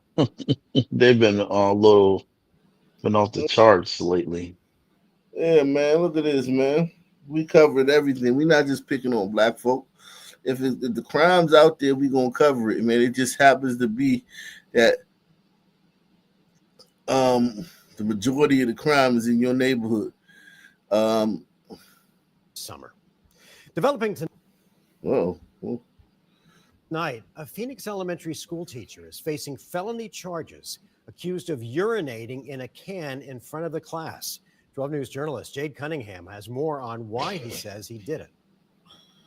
Wow. I spent 20 years in the Army. In a YouTube video posted 5 years ago, man, this is putting my profession down. I enjoy elementary school teaching, and I know that I can make an impact to hopefully a few kids, if not all the kids and their families, and most importantly, the community, tying us all together. Now an English teacher at Wilson Elementary, he's facing charges of 4 felony counts of indecent exposure after allegedly urinating while in a classroom. It's a bit shocking, I guess, especially for my brother that comes to the school. A Phoenix police report states officers went to the school March 18th and learned from the principal 4 students saw the 52-year-old peeing in a can while at his desk. The students, ages 11 and 12, were each interviewed by officers, stating they initially heard what sounded like a zipper falling and witnessed Hinton peeing while at his desk. They also reportedly saw his private Don't do that, chat. I don't do that in my classroom. who reportedly admitted what he did was in poor judgment, but peed in the can because he was so new to the school, he didn't know how to get in touch with someone to come watch his class. So he claims he resorted back. Oh, no, that's unacceptable. No. He could call security. This is an excuse to do that. No, it's unacceptable. Yeah, but you got to weigh the pros and cons too. Like, let's just say his bladder's messed up. Yeah, He still Yeah, gotta call security. He's gotta you gotta leave them radio alone. security. Nah, you just leave them alone in the class. You be like, hey, you nerd, you in charge, and I'm He and can't run to the he can't do bathroom. that. He can't do that though. We can't leave him alone. That's every state. You cannot leave the kids alone in the classroom, no matter Oh, in what. my day, back in my day, they used to always do that. Well, no, now the rules have changed. But before, he has to get security. Yo, security, I gotta use the bathroom, please. And then security, watch. They don't go in the classroom, but they watch from outside. Wow, that's crazy. Because I mean, the teacher used to just leave one of the kids in charge, and then you tell them who was talking. Well, when the teacher come back, you write down the names of everybody who was talking and disrupting the class. Yeah, that was back in the days. Now they changed all that. Just like kids aren't supposed to walk home until sixth grade in the state of New Jersey. Parents got to Wow, pick them up. Yeah, everything's changed from K through fifth. Parents got to pick them up. that's crazy. Everything's changed. So I know what you mean because our teacher used to do that in my school. They'll tell us, and then we'll look at the kid like, "Why you say something?" Man, that brother had to go, man. Make sure you sponsor the show, man. Sponsor tonight's shows. Help us out, help a brother out. Sponsor the show, man. We I think covering he had a bladder. No, bro. He had a I bladder don't know. problem. I don't know. I would still left the kids in the classroom because you got to weigh the pros and cons. You got to weigh like, okay, let's just say I get in trouble for leaving the classroom unattended. It's a chance I might not. It's a chance that nobody would know while I was gone. Like if I do it quick enough. But what about me whipping out my dick in the classroom? That's a whole different another set of troubles that supersede the little bit of trouble I would have gotten in if they would have found out that I ran to the restroom right quick without calling security.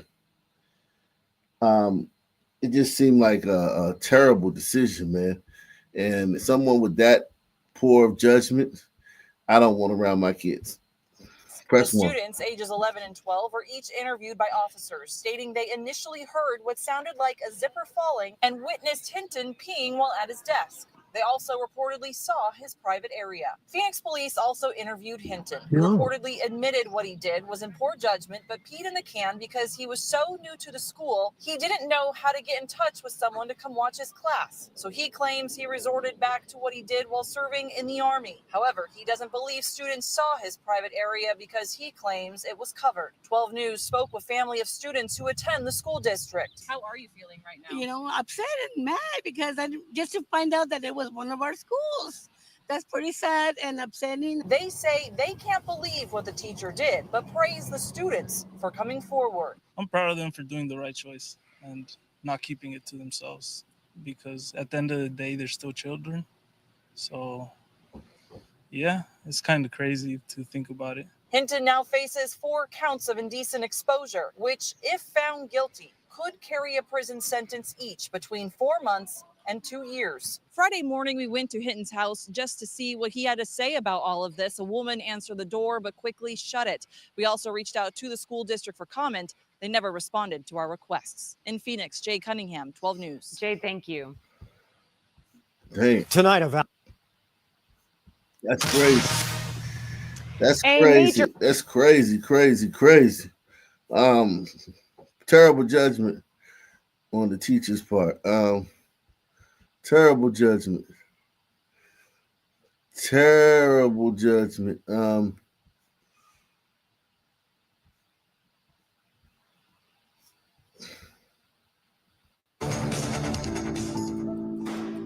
Shots ringing out in a hospital parking garage, sending the facility into lockdown. Within the past 3 hours, police tell us this was between 2 hospital workers. As far as I know, he didn't call 911, but that would be because we did get several calls. There were people in the parking garage. I know there's at least a few people that witnessed it. People sharing their stories on social media, recounting the terrifying moments as their loved ones sheltered in place. Right now, the suspected shooter under arrest. Police are issuing the all clear. Who do you think did this? And here is the very latest. While police say about 5 shots were fired, only 1 landed, hitting the victim in the Looks arm. like a He is expected to be okay. Now, police found the suspect at a home over Macomb Township, and it was about 10.5 miles away from the hospital. Right.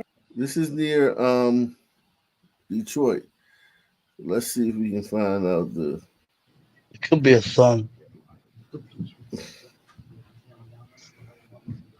Yeah, you're going on the site. They ain't telling us.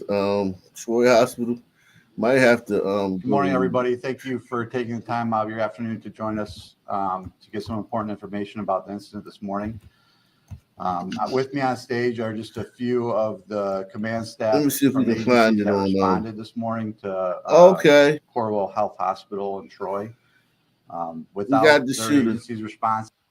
We got the shoot. Salute to Deluxe 247, aka Cal Ripken, aka the real MVP, coming through once again. Let's see the shooter, man.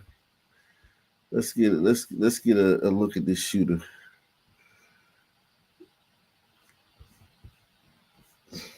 Let me see.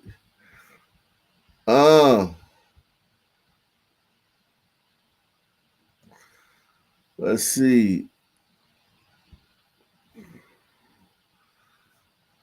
There he is right there. Robert Palyusevich.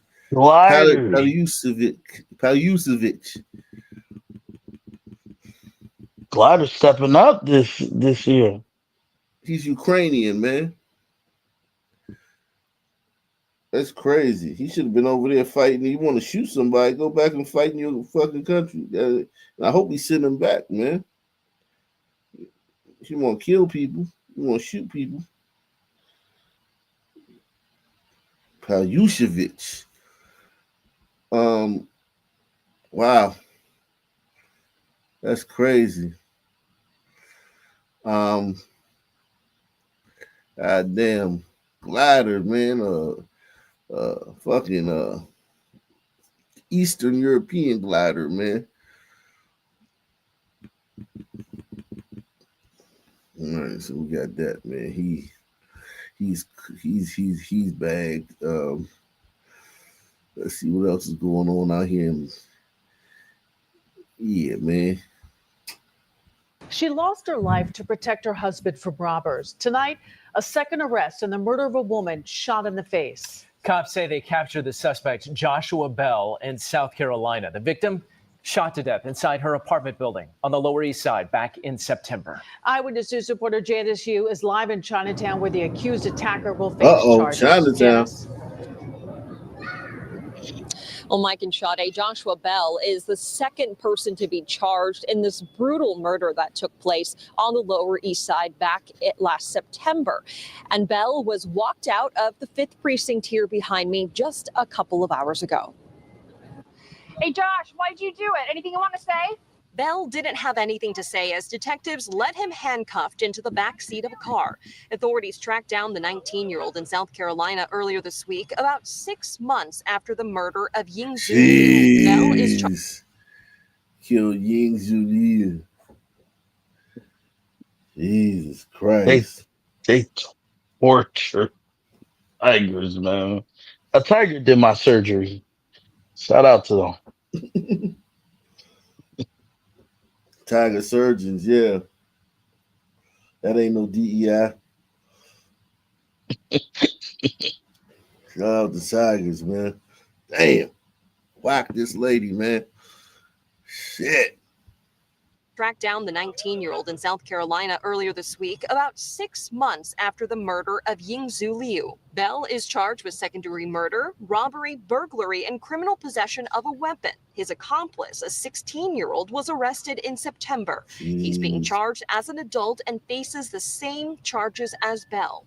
Liu was shot and killed in front of her family in the condo building they lived in on Market Street on September 9th. Police say Bell and the 16-year-old followed Liu's husband into the building and to the 8th floor and tried to rob him. Liu and their adult son came out into the hallway after hearing the commotion, and that's when she was shot in the face and the son was beat up.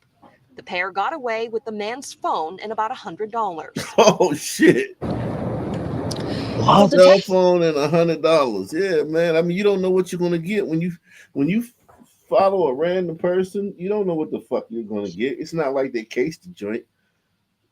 You don't know. You're lucky they got $100. The motherfucker could have had a credit card.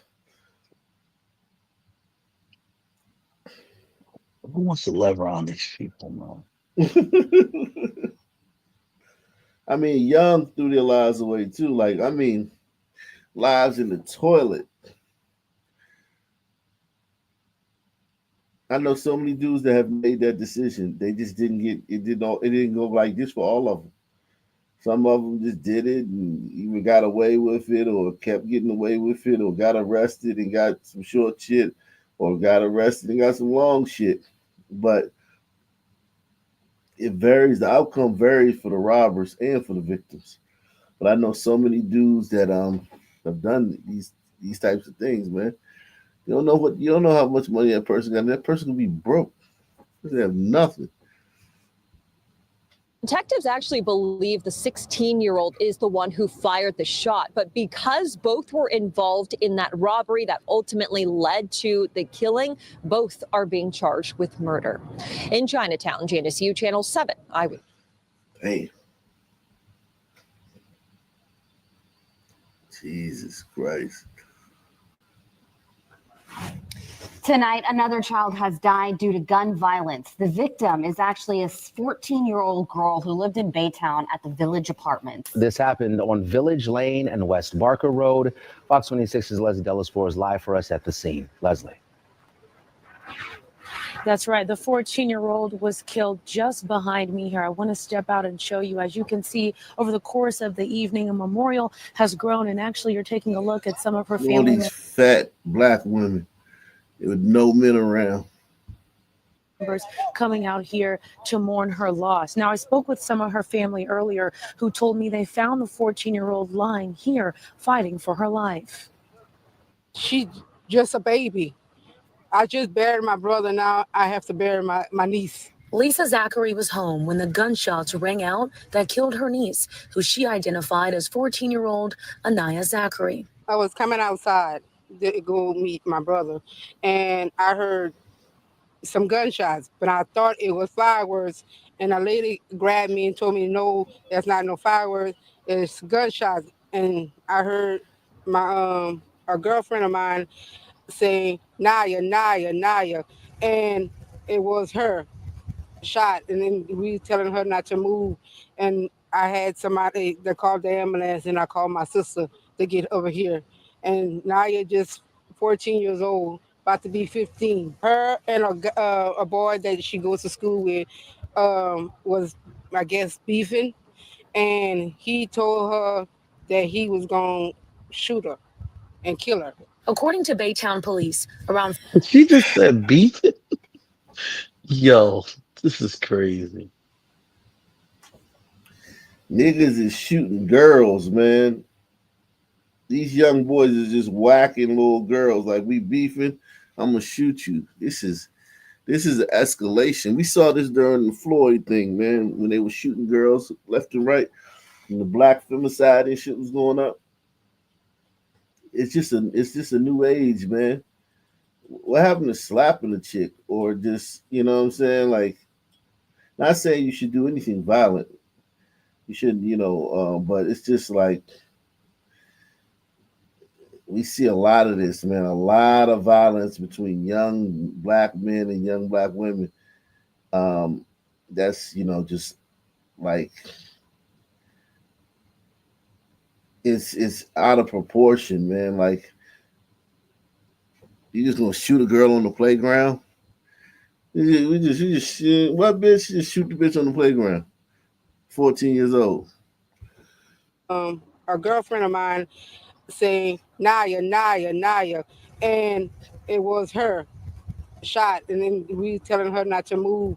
And I had somebody that called the ambulance, and I called my sister to get over here. And Naya just 14 years old, about to be 15. Her and a boy that she goes to school with was, I guess, beefing.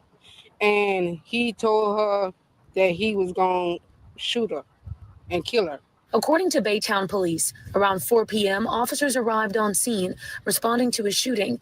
Police say 2 teens, a boy and a girl, were involved in some sort of fight earlier in the day. The girl, 14-year-old Anaya, was at the apartment playground. Police say a teenage boy walked up and started shooting. We found her body just laying there. I seen the bullet wounds when they was taking her top and her clothes off. She had the visible ones, long right here, and she had one in her stomach right here. And then before the ambulance came, you just already see the blood going, and that's how we just knew she was already gone. Now, Baytown police say that teen male suspect is in custody. And coming up at 10, hear more from another family member who tells us a little bit more about who 14-year-old Anaya was. He's 14. Do you charge him as an adult? Do you charge him as an adult? I would, but what state? It's in New York, or what state is it? What state is it? Houston. So we are hearing from the family They of might a girl shot and killed in Baytown. 25, but I'll charge him as an adult. They might keep him in there until he's 25. Houston is notoriously lenient though on crime, man. So The city of Houston. then he's gonna be 21. They'll probably put him in there for 21. Yeah, but this seems like first degree murder, or this seems like first degree murder if he walked up and just shot her. They got in a fight earlier allegedly, but if he left and came back and walked up and shot her, that's first degree murder. We'll see. So we are hearing from the family of a girl shot and killed in Baytown. The victim is 14-year-old Anya Zachary. The shooting happened this afternoon just outside of an apartment complex off Village Lane. The suspect, a 13-year-old who is now in custody. KPRC 2's Devin Clark spoke to the godmother of Anya. This is the playground where that little girl was playing when she was fatally shot. Tonight, you can see a growing memorial here in her honor. Family members telling me that her loss is unthinkable. To the little boy that did this to Anaya, I'm not angry with you. I'm not upset with you. What? What's wrong with these people, man? I would say go to hell. I hope they give you a bag of dicks in your mouth. Yeah. Or nothing. Like it's better to not say nothing and let people wonder if you're a fool than to open your mouth and remove all doubt.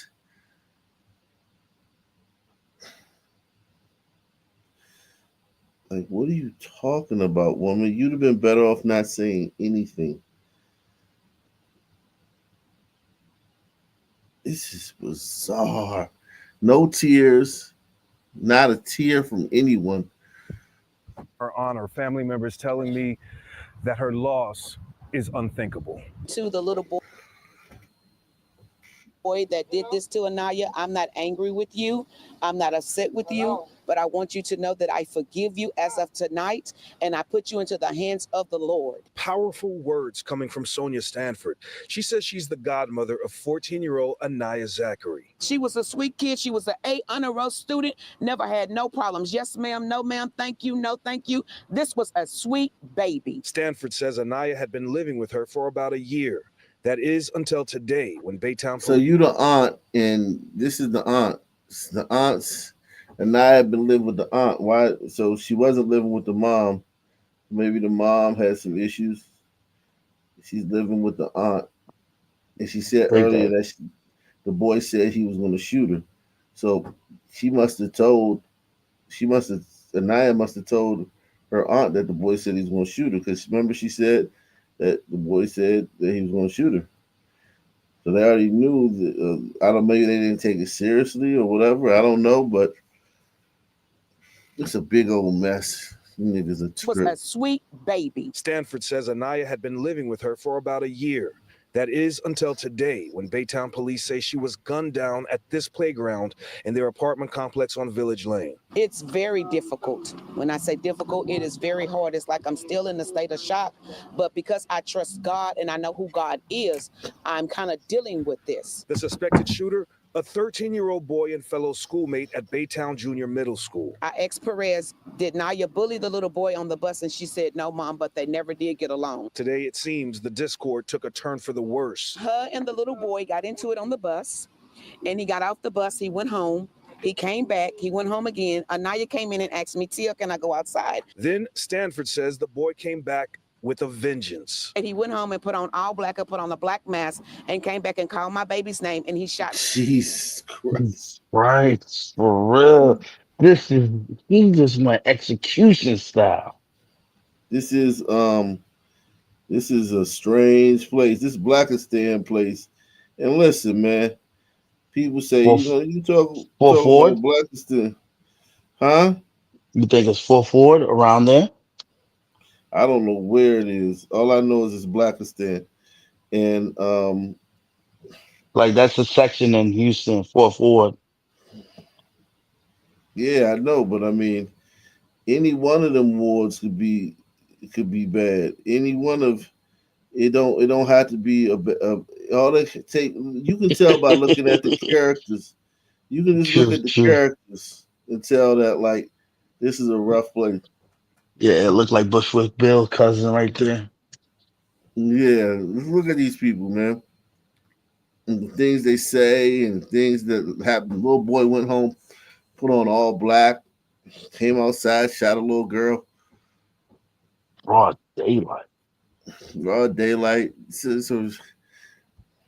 Can I go outside? Then Stanford says the boy came back with a vengeance. And he went home and put on all black, put on a black mask, and came back and called my baby's name, and he shot my baby 4 times. Anaya was rushed to the hospital where she died. If I knew that it was an altercation, me being who I am, again, being a mother, I would have went to the little boy's parents with Anaya to see if we can get this resolved. Because stuff like this occur all the time, but this really does not make any kind of sense at all. Now, Stanford has a message for the boy's parents. You should have put your weapon up so your 13-year-old son wouldn't have gotten this gun and shot my child.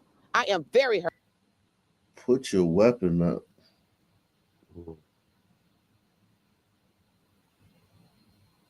Now she involved the other parents, and this, you don't know how hood they are. This is gonna be a doozy. Follow this story. This is gonna be a doozy. Wow. Very hurt. I am very disappointed. The teenage boy accused of shooting and killing Anaya has been taken into custody. Tonight, the investigation continues, and as soon as we have more information, we'll bring that to you. For now, reporting in Baytown, Devin Clark, KPRC2 News. First, more breaking news in the city of Philadelphia. Oh, man. Oh. Jeez.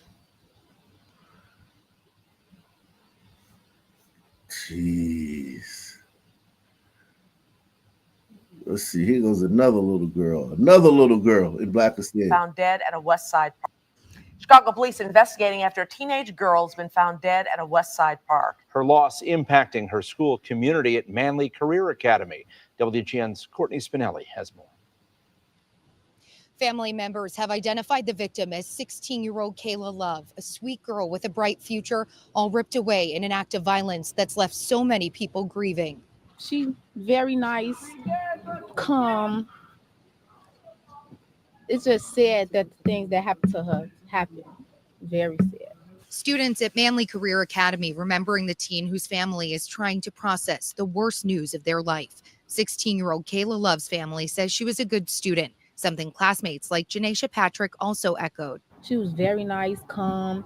Every other day she come to school happy, got nice things to say. A person in the area finding Kayla's body just before 5 Monday night at a park near Albany and West Van Buren. Video on the Citizen app showing investigators on scene. Inside the playground area, she called the police yesterday regarding a female being beaten by a male. She just walked by the same location and sees the same female deceased Officers did go by the park Sunday, but did not see anyone fighting. Police sources telling WGN News the teen suffered head trauma and was stabbed close to a dozen times in her neck and face. Wow. Investigators now handling this as a homicide. I'm very saddened by the situation, very saddened. Parents of students at Manly sharing the heartbreak they're feeling after hearing about what happened, something that hits close to home even for those who didn't know the teen well or at all. Like, so much to say, but it's so many loss of words for it. Like, seriously. And I'm a mother of 3 young ladies, and I wouldn't wish that sadness on no one. Administration at Manly sharing the news with parents Wednesday. The email obtained by WGN letting parents know CPS's crisis management unit is working with their counselors, social workers, and psychologists to provide grief counseling. It reads in part, quote, our little boy just stabbed this girl to death on the.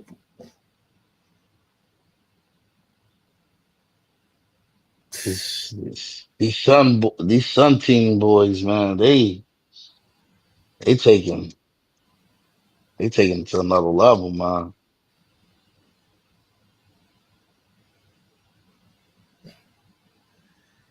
Speechless.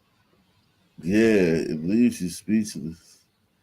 It leaves you speechless. Jeez. And I'm not saying Umbrito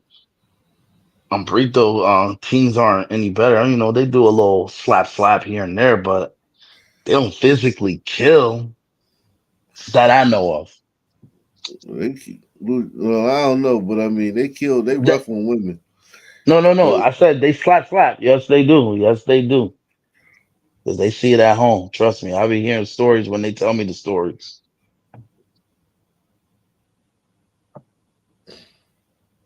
Sons just take it to another level. They said, we got to make it authentic. This is some new shit, though, to me. Like, it wasn't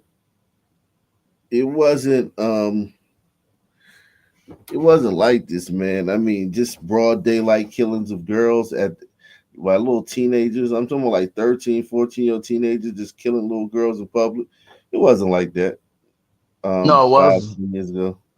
It wasn't like that. This is 2 in one day, Chicago and Houston. Yeah, I mean, it's just like not the pregnant situation, just like the scumbag mothers, and we had like 3 in a row. So this is what's happening right now.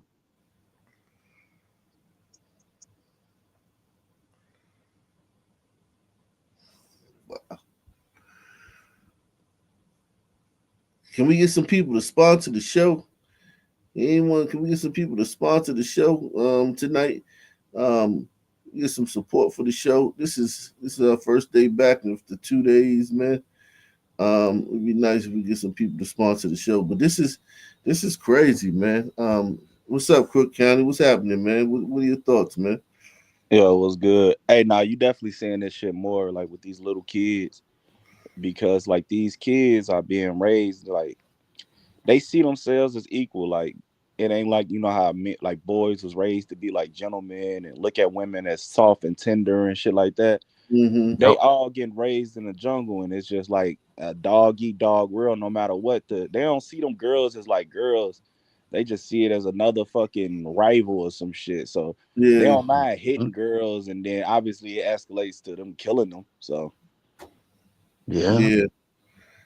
My niece got robbed at gunpoint in Washington, D.C.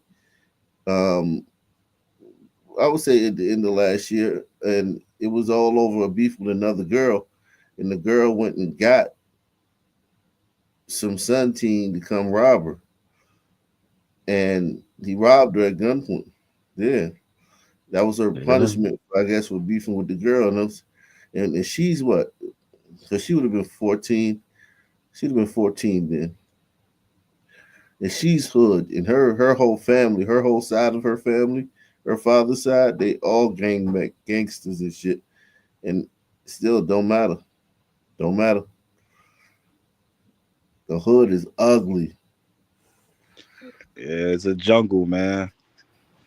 Yes. Is what my boy Joe Biden say.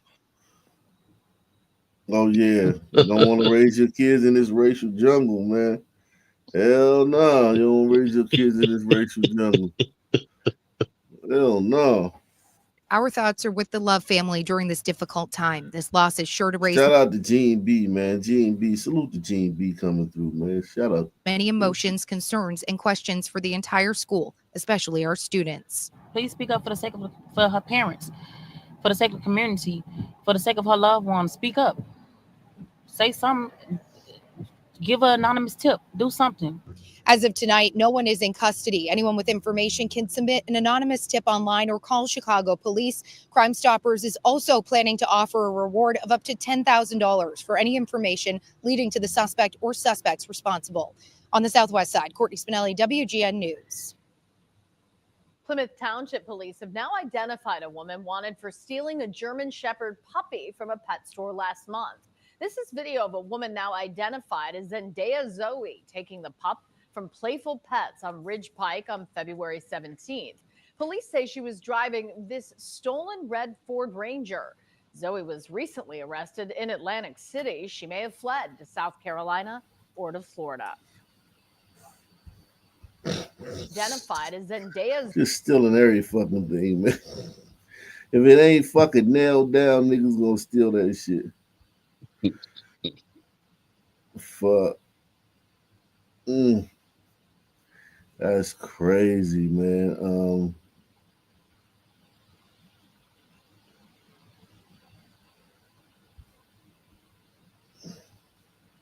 Only on CBS News Texas tonight, you're about to hear from a man who was just on his way to work, he says, when he was targeted by a gunman. And his biggest question is probably the same one you might have. Why? Amelia Magavro tonight, speaking with him. He gunned it through the light there at Hillcrest and started shooting. For James, it's surreal to be at this intersection of Hillcrest and Arapahoe in far north Dallas, just days after a near-death experience while he was on his way to work. Saturday morning, I'm drinking my coffee, just going to work, still half asleep probably. And all of a sudden a car pulls up beside me. I kind of glanced, maybe that long, saw a kid looking at me, had his window down. He says the next thing he saw was a gun pointed at him. Light changes, I hear a pop and glass flies, hits me in the face. I feel something hit me. What kind of kid, man? What kind of kid? It was definitely an Asian. You know? A kid. You saw a kid. Could have been a Patel. Kid. Because we gotta, yeah, man. Anyway. Hit me in the chest. I look up, and then I look up, and he's driving off. I see a gun out the window with like a 30-round clip in it. Pop, pop, pop, pop. I thought 5 or 6 shots. We know James says thankfully he was not hit with a bullet, but a piece of shrapnel did hit his chest. And in my chest was this fragment of bullet, which I thought was a piece of glass. James says he did not engage with the driver at all and believes this was not a road rage incident, but a random attack. I'm just driving to work, drinking a cup of coffee, and get shot at for, there wasn't even a reason. A home recording a few blocks over, capturing sounds of at least 9 shots. Multiple bullet holes still visible across his car. This was probably the first shot. He probably took off from the light, hit, caught me right here. And it got, I don't know if that's another shot or just fragment. He says the bullet that went through his windshield missed him by inches. What goes through your mind to know it was so close to hitting But I you? was very lucky. I had any different angle, I would have been hit, I think. So I'm just thankful. Now, because the shooting was so random, criminal experts we spoke to say this was either a case of possibly mistaken identity or even gang-related. Private investigator Jay Arms. That looks just like some dare shit. Like, I bet you won't shoot that motherfucker. Yeah, I mean, it could have been that Daryl or some fucking like go shoot the first white dude you see or some shit. But I don't really believe in gang initiations. I believe like gang initiations is I think that's usually dead too, but like I have no other explanation for this one. Because if we gonna waste you getting locked up, we might as well get you to shoot at the ops. Yeah, I mean, what was he driving again? That was a what kind of car was it? I don't know. I don't know. Well, let me see. This guy right here. What do? Experience while he was on his way to work. Saturday morning, I'm drinking my coffee, just going to work, still half asleep probably. And all of a sudden, the car pulls up beside me. I kind of glanced, maybe that long, saw a kid looking at me, had his window down. He says the next thing he saw was a gun pointed at him. Light changes, I hear a pop and glass flies, hits me in the face. I feel something hit me in the chest. I look up, and then I look up, and he's driving off. I see a gun out the window with like a 30-round clip in it. Pop, pop, pop, pop. I thought 5 or 6 shots. James says thankfully he was not hit with a bullet, but a piece of shrapnel did hit his chest. And in my chest was this fragment of bullet, which I thought was a piece of glass. James says he did not engage with the driver at all and believes this was not a road rage incident, but a random attack. I'm just driving to work, drinking a cup of coffee, and get shot at for, there wasn't even a reason. A home recording a few blocks over, capturing sounds of at least 9 shots. Multiple bullet holes still visible across his car. This was probably the first shot. He probably took off from the light and hit, caught me right here. And they got, I don't know if that's another shot or just fragment. He says the bullet that went through his windshield missed him by inches. What goes through your mind to know it was so close to hitting But I you? was very lucky. I had any different angle, I would have been hit, I think. So I'm just thankful. Now, because the shooting was so random, criminal experts we spoke to say this was either a case of possibly mistaken identity or even gang-related. Private investigator Jay Arms III specializes in gang-related crime and says these types of cases are difficult to solve. Because there is no connection between the shooter and the victim. Somebody somewhere is going to hear about this and they need to report it, because that could have very well been your father on his way to work. Dallas police confirmed they are investigating. James, who doesn't want to share his last name, hopes that someone will give police any other information so no one else gets hurt. If it happened to her or someone else in my family, my wife, anyone else, I just want that guy to get caught, just so it doesn't happen to someone else and he's a better shot next time. In Dallas, Amelia McGalvero, CBS News, Texas. In the words of Og, they're hunting, definitely. Tonight, Yeah, that's all. It's just hunting grounds, man. These motherfuckers are just. Yeah, I think that too. I think that's just he just on some bullshit. Cause the dude ain't got like no 10 windows, Yeah, it's just raining havoc. The search continues tonight for the suspects behind 2 attempted knife-point robberies and face slashings in the borough. News 12's Karina Gary speaking with residents about their safety concerns.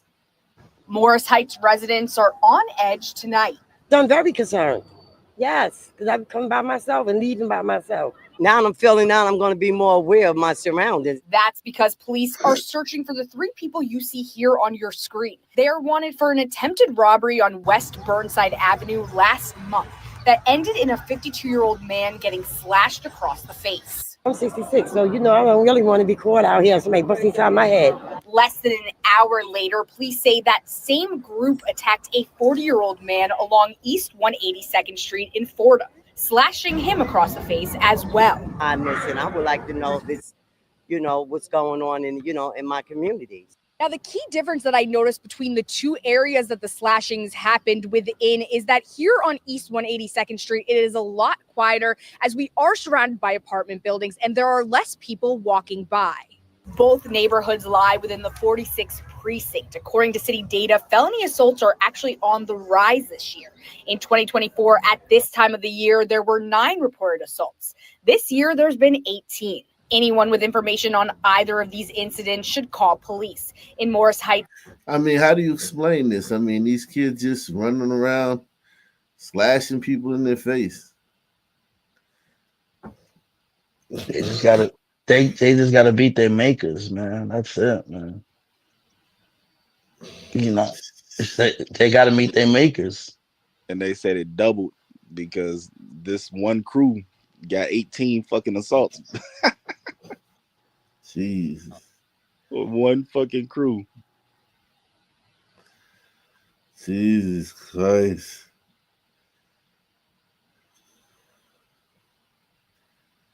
Damn.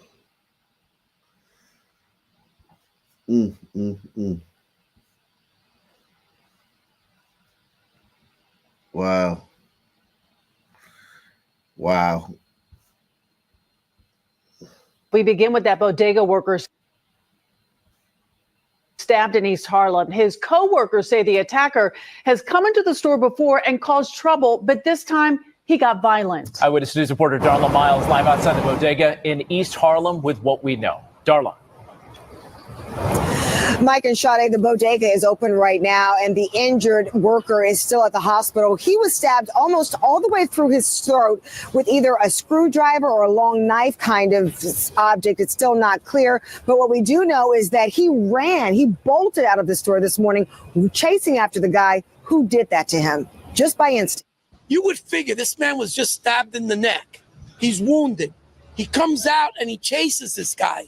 With the adrenaline pumping, this 24-year-old immigrant from North Africa is seen charging back into the bodega where he works with his chest bloodied and using his shirt to apply pressure to his neck. He wasn't expecting that this guy was going to pull out a long knife, a long screwdriver, and lunge at him. It all started Tuesday morning around 10:30 at this bodega on 3rd Avenue and East 116th in East Harlem. Employees at the bodega say this man entered the store, loitered for a few minutes before asking the clerk for money. The suspect goes off camera in the surveillance video, but emerges waving a knife and seems to be arguing with the person behind the counter. Two customers caught in the middle stop in their tracks. He going over there in the door and he come back. He got a sim like in a knife and he cuts the cashier Mohammed in the neck. A few seconds after the suspect leaves, the victim is seen running out of the store behind him. As he blood over there, the cops he come in, he taking blood for the chest, and he locked the door. Police say the suspect is a known homeless person with whom the store has had ongoing disputes about shoplifting. Thank God he's still alive, okay? But the problem is, how do you prevent this? You prevent it by making sure that these people that commit these types of crimes are locked up. Oh man, I mean, like, what the fuck? Hey man, this dude, he racist, bro, because he non-FBA. This shit crazy, man. Fucking just. And listen, I get you can be upset with people in these stores. They are kind of rude sometimes, but it's always something. That's the thing. Hey man, see that right there? Now you see those two people standing there. Now imagine if one of those was Daniel Penny, man. He would have stepped in, man. He would have choked this son man up, and then everybody would have been at the store talking about they need the bodega to close down and all this bullshit and fucking Oh man. press conference. It would have been a press conference with fucking Ben Crump and Al Sharpton, all the motherfuckers in front of that, all for this dude right here. Jeez. And that is that dude. That is that dude. That is what's your face? That is his what's the name? Penny, Neely, Jordan Neely. It's the same guy. Salute to S Freak, man. He says sons are the biggest apex predators on the planet. Let's see. Here we go. Such a scary moment for this couple. Thankfully, the wife, who is pregnant, is going to be okay. Frank, that is not his real name, and his pregnant wife, coming home from the restaurant, returning last Wednesday night to their home in the Mars Park section of the Bronx, a peaceful outing that ended, as their surveillance video shows, with an armed robber sneaking up behind them. He tells me to open up the door, be quiet, and forcing them inside. No, come on. Once inside, the masked suspect puts a gun to the back of Frank's head. Did you see the gun? No, I felt it. And demanded he hand over his cell phone and what police confirm to be worth nearly $150,000 in jewelry. The chain was my dad's, given to him by his late father. which is the scariest part, because as he's taking my jewelry off, the only thing that goes in my mind is the gun to accidentally go off. And then as he takes everything off, he shoves me and my pregnant wife, that's 5.5 months pregnant, down to the ground. scariest part because as he's taking my jewelry off, the only thing that goes to my mind is the gun to accidentally go off. And then as he takes everything off, he shoves me and my pregnant wife, that's 5.5 months pregnant, down to the ground. And then from there, he hits me in the back of the head with the pistol. Traumatizing. How's your wife doing? She's shaking up.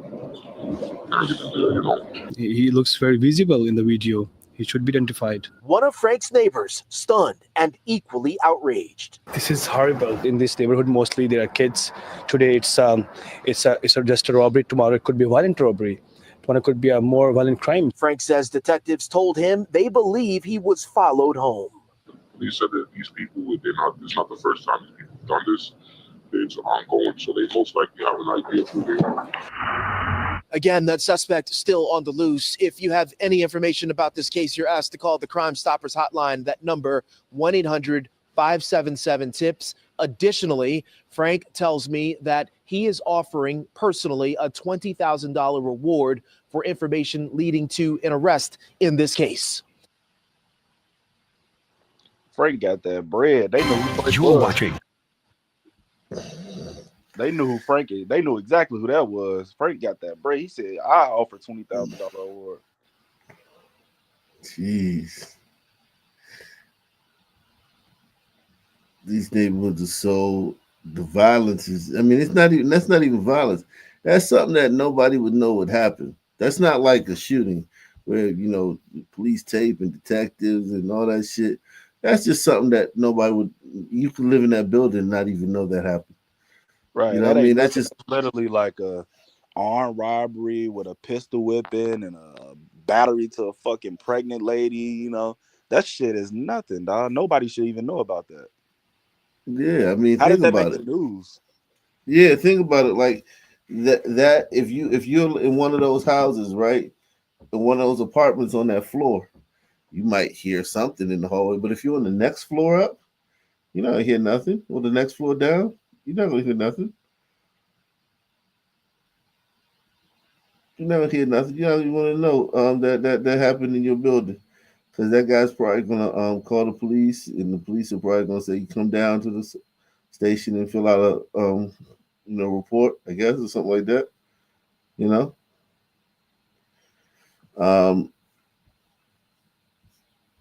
Wow. Oh yeah, we did this guy. Right now, we are following a development. We already did him. You guys that. Now, to a disturbing attack in Queens. Police say a 7-year-old boy was assaulted by a stranger right in front of his mom. This happened on the subway while the mom and her son were waiting for the F train. And News 4's Mark Santia is live in Long Island City with a look here at who police are trying to track down. Mark. Yeah, Adam, police are working this case right now, and we're talking about a 7-year-old child, a second grader, attacked by a stranger. Just to have that done, it was really unbelievable. A Queens mom who does not want to be identified is talking about a frightening attack on a crowded subway platform. Police say this woman, seen here going through a turnstile, attacked a woman and her 7-year-old as they waited for the F train on a Sunday afternoon here at the 21st Street Queensbridge subway station. It was no reason for her to do it, especially when she had room to go the other way. Mom says this woman shoved her way by, throwing an elbow into her 7-year-old son, sending the child to the ground. Me seeing my 7-year-old crying, it was and then he grabbed me. Mom confronted the stranger, asking why she would hurt a second grader. She says the woman attacked again. I was like, what are you doing? And she was like, he's in my way. I'm like, he's not in your way. You have the whole clear way. You could have went that way. And she was like, I will do it again. I'm like, you're not going to hit him again. And then that's when she took her hand and hit him in his face. Mom says it got worse. The woman threatened her family with a knife. She just pulled it out and was like, I'll cut you, you come any closer. Police say after the attack, the suspect boarded a Q100 MTA bus. Mom snapped this photo. That's really concerning that, she had no remorse of what she did. While the bruises have healed, Mom says her 7-year-old son is emotionally traumatized, refusing to set foot on a train. He hasn't been on the train since. He doesn't want to get back on the train. He's nervous when people come next to him.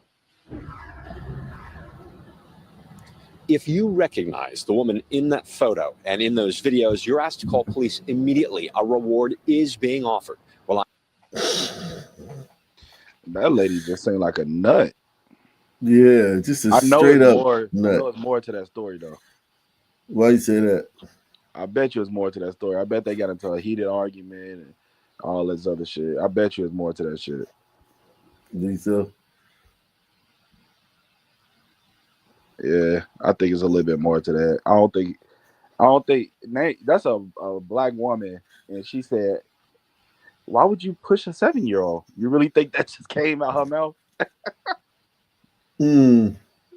You ever heard of a black woman get a 7? They push somebody's son, and she walk up to a person that can be conceived as white or whatever, and be like, "Hey, you could have walked this way. You could have walked that way. Yeah, Why would yeah, you I push a agree. 7-year-old?" I've never heard of a son woman say anything I or handle I agree anything with like that. that ever.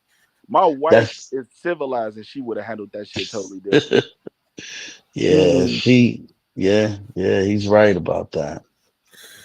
Man charged for spray painting racist graffiti in the Afton School District appeared in court today.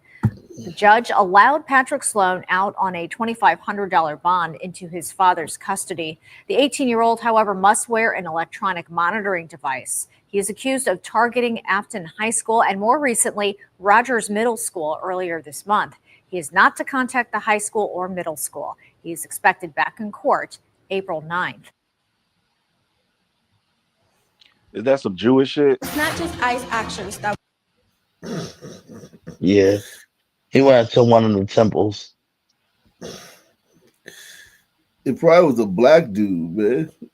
It's always either a black dude or oh, this is a white guy. Man charged for spray painting racist. This guy. That's a glider. Do you think he's liberal or conservative? Liberal or just psycho? Well, liberal and psycho is like the same thing nowadays. Yeah, I guarantee you he's a liberal. That motherfucker was doing swastikas or some shit, right? Ain't that what they doing now? Putting swastikas on shit again? Whatever he was doing, it was some liberal bullshit. They just violent, not tolerant, and just like entitled to like they're the violent side, man. They're the low IQ. Fuck. The lower IQ. The lower IQ, the rational, more emotional side. I guarantee you he's a liberal.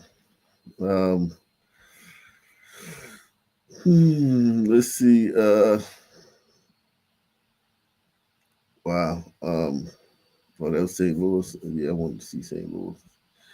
We ain't been to St. Louis in a minute, man. Make sure you support the channel via PayPal, Cash App, with the Super Chat.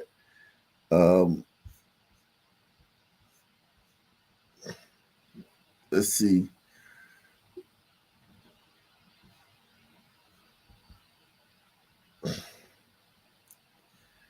Wow.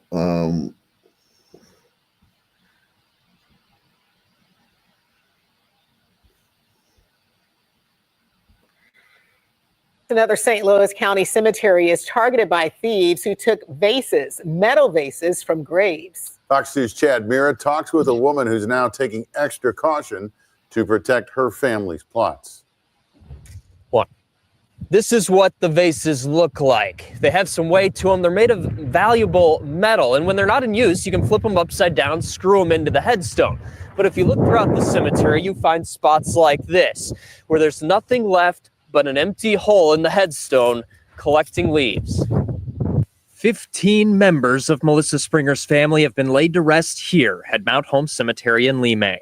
He's been here since 1968. But police say crooks are ripping off a valuable part of some of these grave sites. After they're here, you would hope that there would be some respect. Metal vases that the Springers fill with flowers every season. First noticed after the Christmas flowers, so that had been about the 1st of January. And then the last one, I believe, was 2 weeks ago. Springer thinks thieves might be looking to sell these copper pots for scraps. A similar story we covered last month when 6 mausoleum doors were stolen from a cemetery in Afton. We talked to county police back then. There's different options, I guess, of scrap yards and maybe selling it on the private Oh, As of today, police have metal. recovered 1 door and have made no Recycling the metal. arrests. Okay. For Springer, she's making sure her remaining vases are protected. I have the last 2 that we had out here in my garage. 4 of her vases have been taken, and she's not alone. We saw several missing throughout the cemetery. That's crazy. That's crazy. Steal those to recycle. That is a bananas. There's some crackhead shit, I would think, but hey, Most likely. Yeah. Most likely some crackhead shit, like 99 times out of 100. Who would literally, come on, who else would do that? That's some devious to the shit. Like, that means you don't care. You don't like care about like nothing, the dead or Yeah, I mean, nothing. They do it too when if your house catches on fire, they'll go under there and get the pipes. Yeah, so Yeah. it's If you're nothing working on new. a house, if you're building a house and you Yeah. halt production for like a few days, they going in there to get all that copper. Yep. They gonna rip it out, rip all that shit out the walls. That's definitely some crackhead shit, man. They just took it to another level with the gravesite. Yeah. St. Louis. We've been to St. Louis in a minute, man.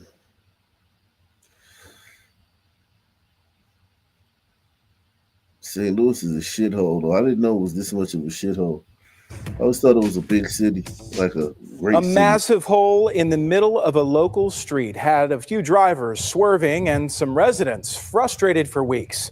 Fox 2's Kelly Hoskins took their concerns straight to city officials to find out what's causing the delays with the repairs. Well, take a look here at the depot right here in the 4600 block of Plan Industrial Drive. You can see that one business owner right here made this sign warning drivers about the deep hole. They say they've made repeated complaints to the city of St. Louis, but nothing has been done. Lynn Coots works nearby at A1 Signs and says the large hole is an eyesore and dangerous and has been there for weeks. So we're just hoping that somebody will come out and at least put a plate or something over it. Let us know what's going on with it. Like I said, it's been going on since March 3rd, and we have had nobody come look at it. Coots says she's contacted the city multiple times and has even sent photos of the large hole to the city. It's approximately a 3 foot by 3 foot, and it's about 2 feet deep. They assured us that somebody would be out to inspect it. Drivers we spoke with say avoiding the area has become a daily challenge. Warn the rest of the world before they lose their car in it. I've already blown out a tire this year in the roads and the holes and whatnot. So yeah, there's nothing good about these roads. City officials notified MSD to check out the large pothole in North St. Louis, and crews determined the hole was not related to the public sewer system. And now the city streets department will step in to make the repairs. So we have gotten reports about this pothole and looked into it. We needed to get MSD to come out and look at it to confirm whether it was related to a sewer or not. We found out it's not, thanks to MSD looking into it. So what we're expecting is to this pothole to be filled later this week. The city of St. Louis says crews have fixed about 700 potholes in the last 7 days and 1,400 in the last 30 days. Reporting in North St. Louis, Kelly Hoskins, Fox 2 News. Yeah, that's a shitty ass city because in Chicago, you report something like that, like fucking police gotta like sit on that motherfucker and they coming to fix that immediately.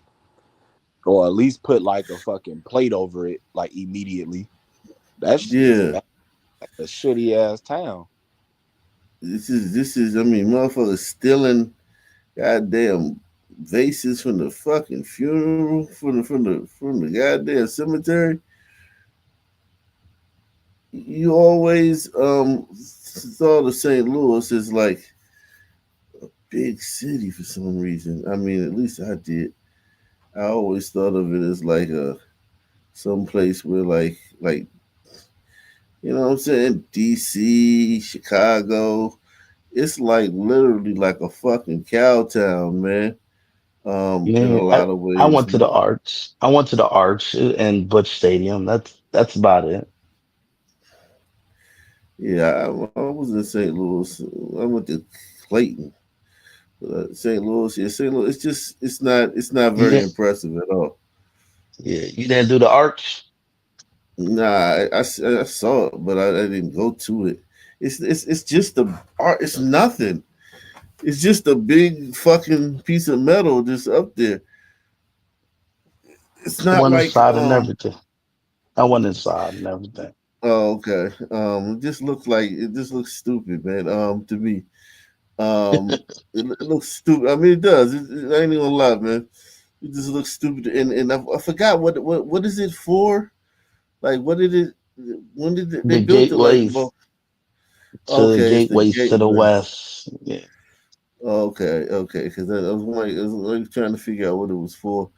Um, I mean, it's not like Chicago and New York where it's a lot of beautiful like museums and stuff like that. yeah. Um, let's see what's going on in Little Rock, man. It's been a while since we checked out Little Rock.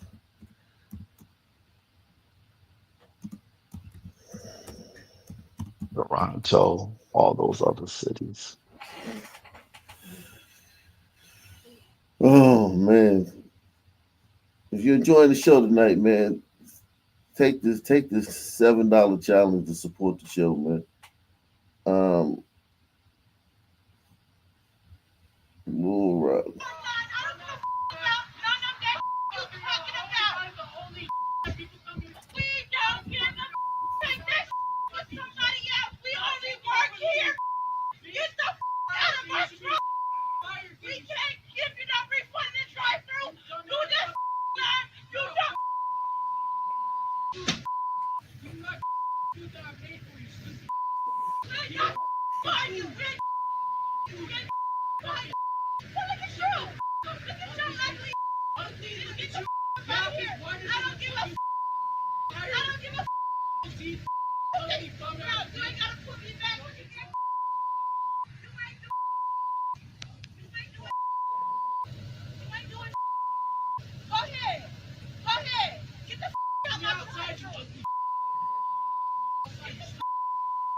Yo,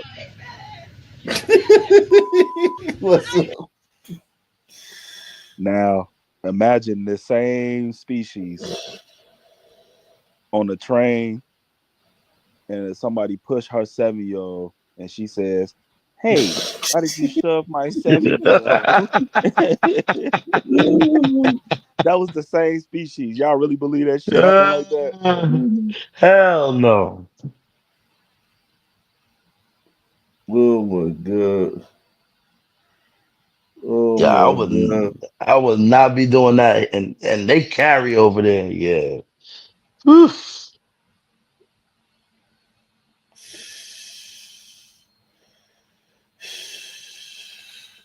Man.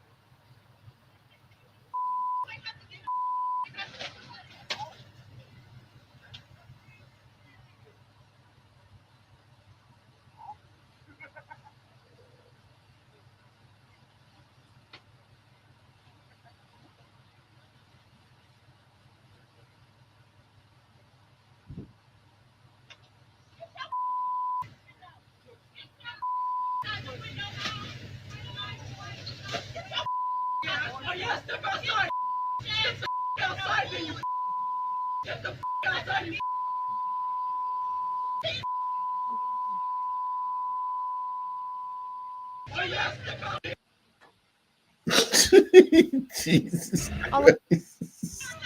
That was no story, no nothing. Just I guess it speaks for itself, huh? Pretty much. Jesus, man. apes, man. Straight apes. Let's do what's the other city? Let's do Mobile. Mobile, man. Straight apes. God dog, man.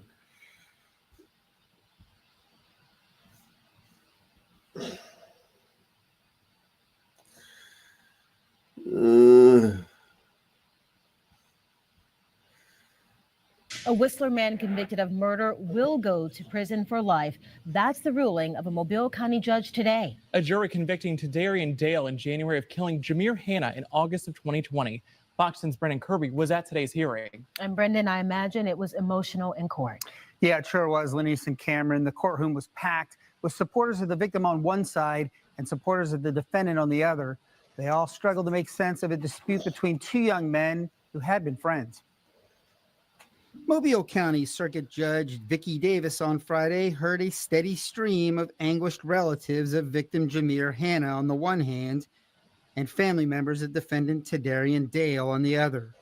The judge noted the outpouring of support from Dale's family and the community, including 40 character letters. But ultimately, she said, a man is dead because of Dale's actions. She sentenced him to life in prison for murder and concurrent prison terms of 20 and 10 years for attempted murder and shooting into an occupied vehicle. I feel that it was a long time coming for my family, and I do feel that justice was served today. Prosecutors presented evidence that Dale went to Avalon Apartments in August 2020, demanded that Hanna give him in his pockets, and then opened fire, killing him and wounding a woman he was with. Even after almost 4.5 years, emotions are raw. One of Hanna's sisters wasn't able to get through her statement in court. Nicole Harper Holt says losing her son caused unimaginable pain. But she says what made the shooting even more agonizing is that he and Dale knew each other. She says they played football together at Alabama State University and worked together. She says her son allowed Dale to live with him when financial problems prevented him from returning to school. She says the violence was senseless. And it was over something as simple as a TV, something that could have been talked about. Hanna's grandmother, Emma Hibbett Mohead, says the defendant's apology minutes before sentencing was too little too late. He showed no remorse during the trial. He spoke briefly of his being sorry at the very end, but all through, nothing from the family on his side. Because he thought he was going to beat it. Like, if he would have beat it, he still wouldn't have showed no remorse. He's only showing remorse because now he lost. Like when you fight in a case, you're not going to show remorse because remorse in your mind is guilt. You know what I mean? It's like an admission of guilt. Hell yeah. You gotta act like you innocent. Shit. You gotta fool that jury. Yeah, so like he's not gonna show. Now he lost. He's like, oh yeah, I'm sorry. The victim's father says he thinks of all the things that his son's two little girls will miss. And you want to be the one to, have that talk, have father-daughters dances. Any fathers who have daughters, that's something that, everyone looks forward to and takes pride in, and also, to teach their daughter, teach your child, whether it be a boy or a girl, how to ride a bike. Defense attorney Marcus Fox sought the minimum punishment.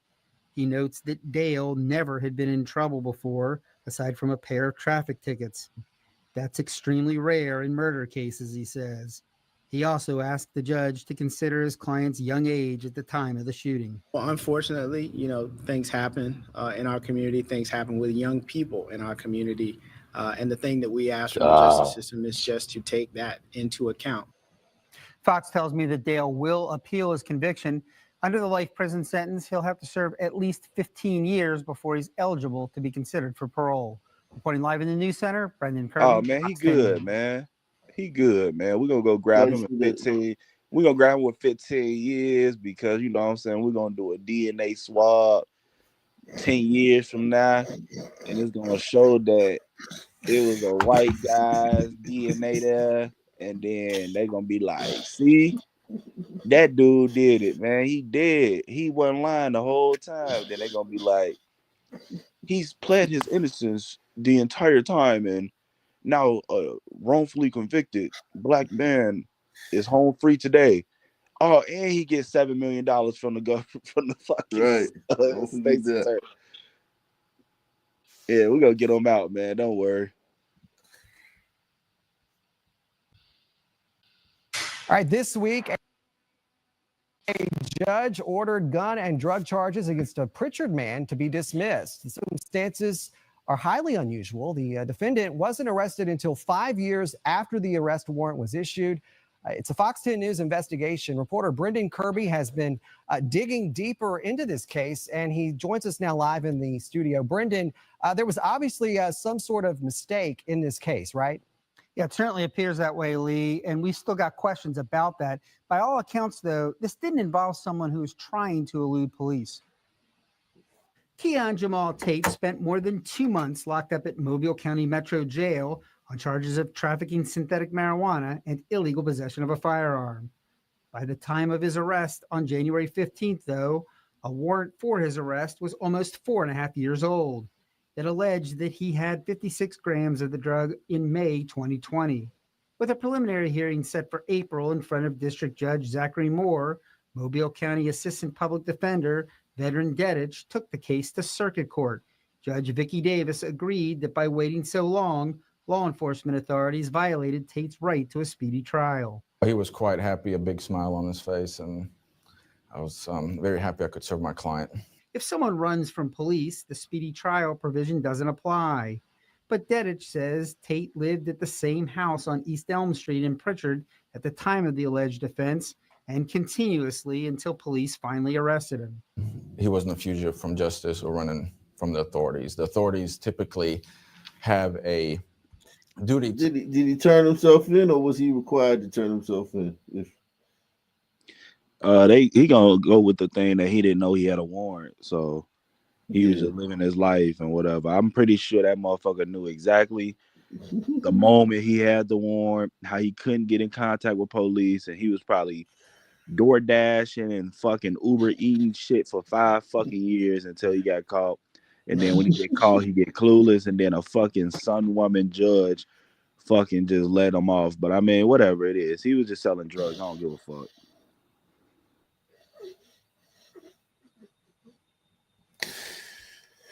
Duty to go find the defendant if they want to bring him to court, and they didn't do that in this case. Mobile County District Attorney Keith Blackwood says such breakdowns are rare, but he adds he's not sure what happened here. We have pretty efficient justice system here in Mobile County when you compare it to a lot of other places. But problems do arise from time to time, and we deal with them as they come. It's about 4.5 years between the issuance of the arrest warrant and when it was served. I don't know what happened in that intervening time. Although Tate was released from Metro Jail, he's still not free. Instead, he was transferred to the Baldwin County Correction Center. He faces a proceeding there related to an obstruction of justice charge. I've asked Mobile Police for an explanation on a number of issues, but haven't heard back just yet. One of the things we want to know is why this was an MPD case when Tate lives in Pritchard, why he wasn't arrested when he was first found in possession of the drugs, and of course, we're asking why this warrant wasn't served for so long. Reporting live in the News Center, Brendan Kirby, Fox 10 News. All right, some man beat the system. All right, well, whatever, man. I ain't gonna cry about it. Fuck it, you beat the system, son, man. You just gotta tighten up, man. You gotta tighten up. Yeah, he got lucky on that one. But I mean, 5 years running for a fucking drug offense and trying to stay low. That motherfucker, that was more of a punishment for some man anyway to not come in contact with police for 5 years. Shit, he passed the test. That's like doing fucking house arrest or something. First time tonight, we are hearing from the family of 2 innocent people who were shot during a violent rampage earlier this month. We are just learning the 2 victims, a retired educator and her 17-year-old son with autism, were visiting Mobile for Mardi Gras. Both are still in the hospital tonight. Our Natalie Williamson live at University Hospital where the victims are being treated. And Natalie, how are they doing? Well, Cameron, I spoke to Tracy Prayer, cousin of the two victims, and she tells me they're doing much better, but they still have a long road to recovery. I'm in disbelief. I'm still numb at the fact that they got shot. Tonight, a heartbreaking image of 17-year-old Bradley Lewis in a hospital bed. The autistic boy and his mother, Benita Clausel, both recovering from gunshot wounds. They were shot on March 7th when investigators say Deshaun Mosley opened fire on Cecilia Street. The victim's cousin, Tracy Prayer, tells me Benita was shot in the leg and Bradley was shot in the chest, causing him to be put on a ventilator. They were getting out of her car to go in her aunt's house. Bradley went first to the door to ring the doorbell, and she heard a loud pop. And then Bradley fell to the ground, and then she was shot. Prayer says both Bradley and Benita were shot right here in this front yard. She says Mosley was on top of a roof across the street when he opened fire. Afterwards, he came up to Benita and said, "I shot the wrong person." Investigators say Mosley shot at a driver a few blocks away before shooting Benita and Bradley. According to court documents, Mosley was firing an AK-47. Oh, Prayer so it's says just while a Benita oopsie. has forgiven He just like oopsie, my bad. Y'all good though, right? Oh, okay. Look at this dude, man. Bruh, in that neighborhood don't even look horrible. I ain't see like no garbage on the ground or nothing. It's insane, man. He made it horrible. His presence, like you could have put him in any neighborhood and he instantly makes it the ghetto. Mosley shot at a driver a few blocks away before shooting Benita and Bradley. According to court documents, Mosley was firing an AK-47. Prayer says while Benita has forgiven Mosley, the family is still in shock and says God has a bigger plan for all of this. But I just thank God, Amber, that my family is still alive and to talk about it. And, you know, it's going to take therapy. It's going to take rehab. It's going to be a process for them. But we're going to be, as a family, right there to help them through it. Damn, they forgave him already. You think they'll forgive us for? You think they'll forgive us for voting for Trump twice? Hell no. Hell to the fuck no. Fuck no. I would be scared to even tell them that. I was even in the midst of all they going through right now. I would be scared to tell them that I voted for Trump. I know, right? It's crazy, man. We forgive him, and it's gonna be a long recovery and a road for everyone, including the shooter. We will be going to visit him also. They'll want him to go to jail and shit. We don't want to press charges. That's what they'll say. So woke shit like that. Yep. Jesus Christ. Fuck. We begin with this. A suspect making his first court appearance to face charges that he stabbed his former girlfriend to death and tried to kill her two young children. 40-year-old Marcus Bosley facing 9 felony counts. WGN's Angelica Sanchez has more now from the Cook County Criminal. I grew up with this girl. I went to prom with her and everything. With this guy? No, the girl that he killed. You went to the prom with the girl that he killed? Yeah. Jeez. Man, my condolences, man. What happened to her throughout the years, man? So originally she had 2 kids, and she had 2 kids by the guy. He was a nice guy, but he ended up like just randomly like dying of like some like heart disease or some shit at a young ass age. So she was a single mother, and then I guess eventually life led her to need some fucking help and getting with this dude, and she was leaving him and all this other shit, but she ain't really had like no. She wanted to still co-parent and all this other shit, but she started seeing other people. He found out they had broke up, but she still was living there, and shit. He went crazy on her ass and he stabbed her up and stabbed up her 2 kids that wasn't his, and then took his kid to his mama house, the one that was sold his, dropped them off, but stabbed up her kids who called him dad. He had been raising them for like 5 fucking years. This is Yeah, crazy. it's nuts. But yeah, she was real. She was beautiful, man. Real sweet girl, bro. Damn. And she got and this dude was just he wasn't the type of dude she would mess with. It just happened to be that way. Nah, she was kind of airheadish, no bullshit. So like I can see how she'd just, you know what I'm saying, just fall for the guy. Like, he had his own building, and then he was also like he worked for the juvenile justice system, and you know what I'm saying, he had his shit. He wasn't like no fucking career criminal or no shit like that. He ain't never had nothing that looked that good, and motherfucker, he lost it and he crashing the fuck out. Hey, I don't care if it looked that good. I ain't killing nobody. Well, overnight, Marcus Bosley was extradited back to Illinois from Northwest Indiana, where he had led authorities on a manhunt back in February. A Cook County judge has denied him pretrial release, calling the allegations of this case a vicious attack against the victims. At this moment, I'm getting consolation from God. I know whether or not he's tried, that he's going to have his justice. A mix of emotions for those present during 40-year-old Marcus Bosley's detention hearing. He is facing charges of first-degree murder, accused of fatally stabbing his ex-girlfriend, 33-year-old Tiana Jones. She's a beautiful, loving soul. She's always warm, quiet. Yeah, he wanted that. He's like, I can't leave this. Hey, she was nice, y'all. Like super nice. Like I ain't gonna start. Like she looked good. Yeah, she was a nice person too. Yeah, she was a great person, bro. Like she she might like look like a 10 and shit like that. Her fucking like attitude and like how sweet she was, bro. She carried herself like a fucking 2.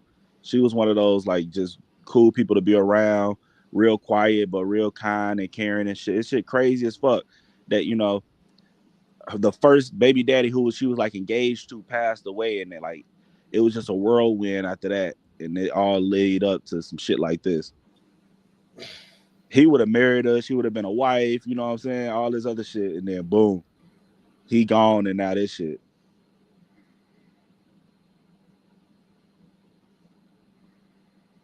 Jeez.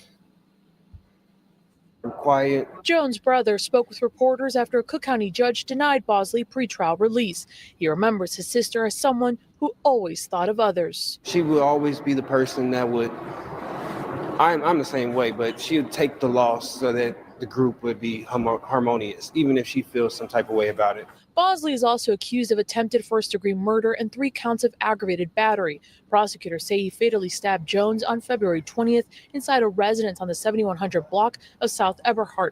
Prosecutors say he followed through with threats he had made earlier in the day. The two shared a 4-year-old son who was home. Jones' 8-year-old son was also present and witnessed the stabbing. Prosecutors say he was stabbed in an attempt to save his mother.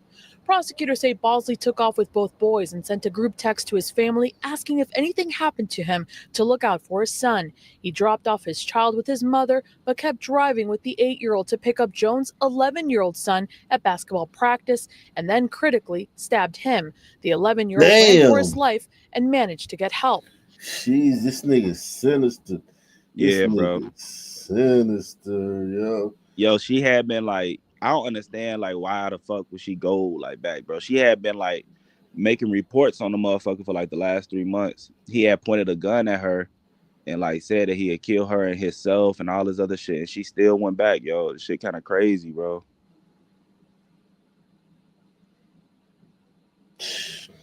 You said an important thing. Sometimes when they can't handle that rent, they need that help. It's unfortunate.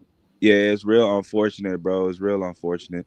When I tell you, man, I tell like great girl, bro. Great girl, yo.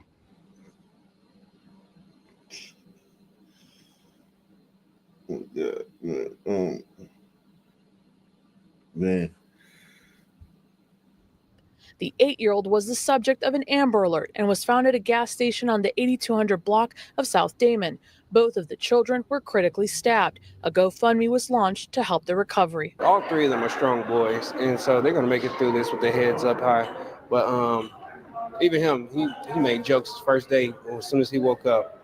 But they're good. God got them.